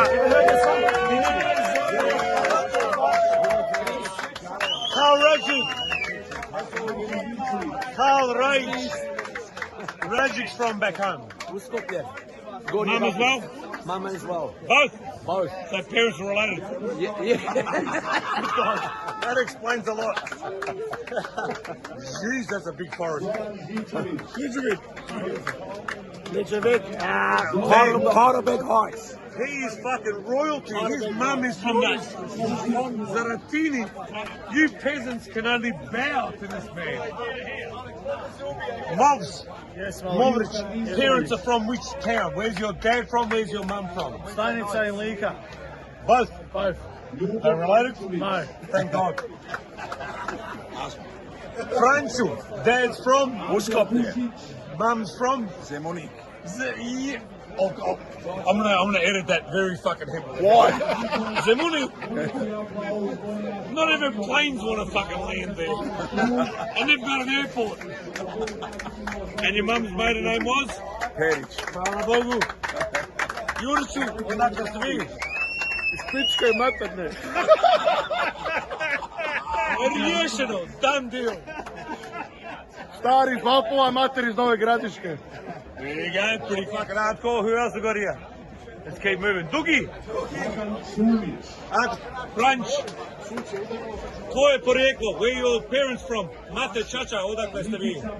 Mater iz Konjica, Čača iz Pomošina. Žepče. Žepče. A iz Konjica, iz okolice Konjica, iz kojeg sela kod Konjica, je moja žena iz Konjica. Gradina. A vi ste rodbina. Pa jebate. You know who's from Gradina? Ante Pavelić was from Gradina. Came from Lika. Came to Gradina. Zna se? Hvala Bogu. Žepče. Franča ima u Žepču, Iz Olkoj priče. Tommy Loverick. Hello. Another famous altar boy from Clifton Hill. I don't think I've seen your brother because He's not going too well. He's not going well. your brother's, look, he's an average kind of bloke, but you're a good bloke. Thank you very much. Your folks, was it Proluk? What's that selo near Banja Luka that your old man's from? Dragoce. Dragoce, mum? Dragoce. Son? Delia. Also known as a UFC fighter up until Very true. Where the Delia's from? Iz Dubrovnika. No, the Delias are from Metković. Mum? Mum from Metković too. Where are you guys from? Dad? Dad was from Kiseljak. Mum's from Bugojno. That's fucking. This is some hardcore fucking people up here. And I was born in Darda. Born in Darda? Croatia, yeah. That's why we have together 30 years. Bugojno, Kiseljak, born in Darda, and now where do you live? Maribor. Oh, is ima Gorni. Let me do a quick call out. Gorni Boče. Anyone that Wednesday night have parents that were born in two different places? The same surname. Oh my God! Vlavotić i Blažević. That's the shit. That's from Podlug. Benkovca, Majka, Stolac iz Hercegovine. Vidiš, that's why our genetics are so strong, mate. Because we've mixed amongst our own, but from different parts. Ollie Pondeljak, mum and dad, where are they from? Zagorje. Both? Both, Not from the same Zagorje. cell, are they? Sorry? They're both from the same place, or? No, different places. Zdencima, the old man, and Bilovar, the old lady. That's good. Because most of these Wednesday nights guys got parents that are like second cousins and shit. They're all good. That's all inbred. Safe. Wednesday nights is all inbred, don't worry. Bravo, bravo. Odakle ste, došli ste iz Minhena, a inače podrijeklo vaše? Rodom od Tuzle.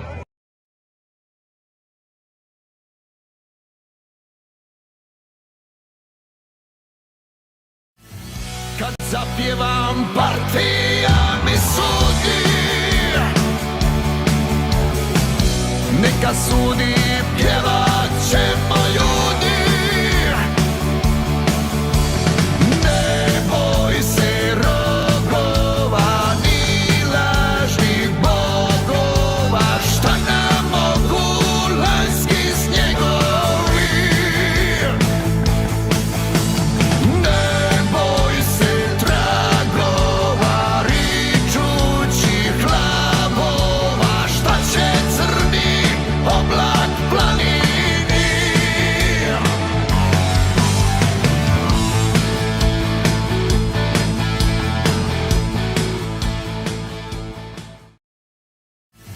Kad zapjevam partija mi sudi, neka sudi, pjevat ćemo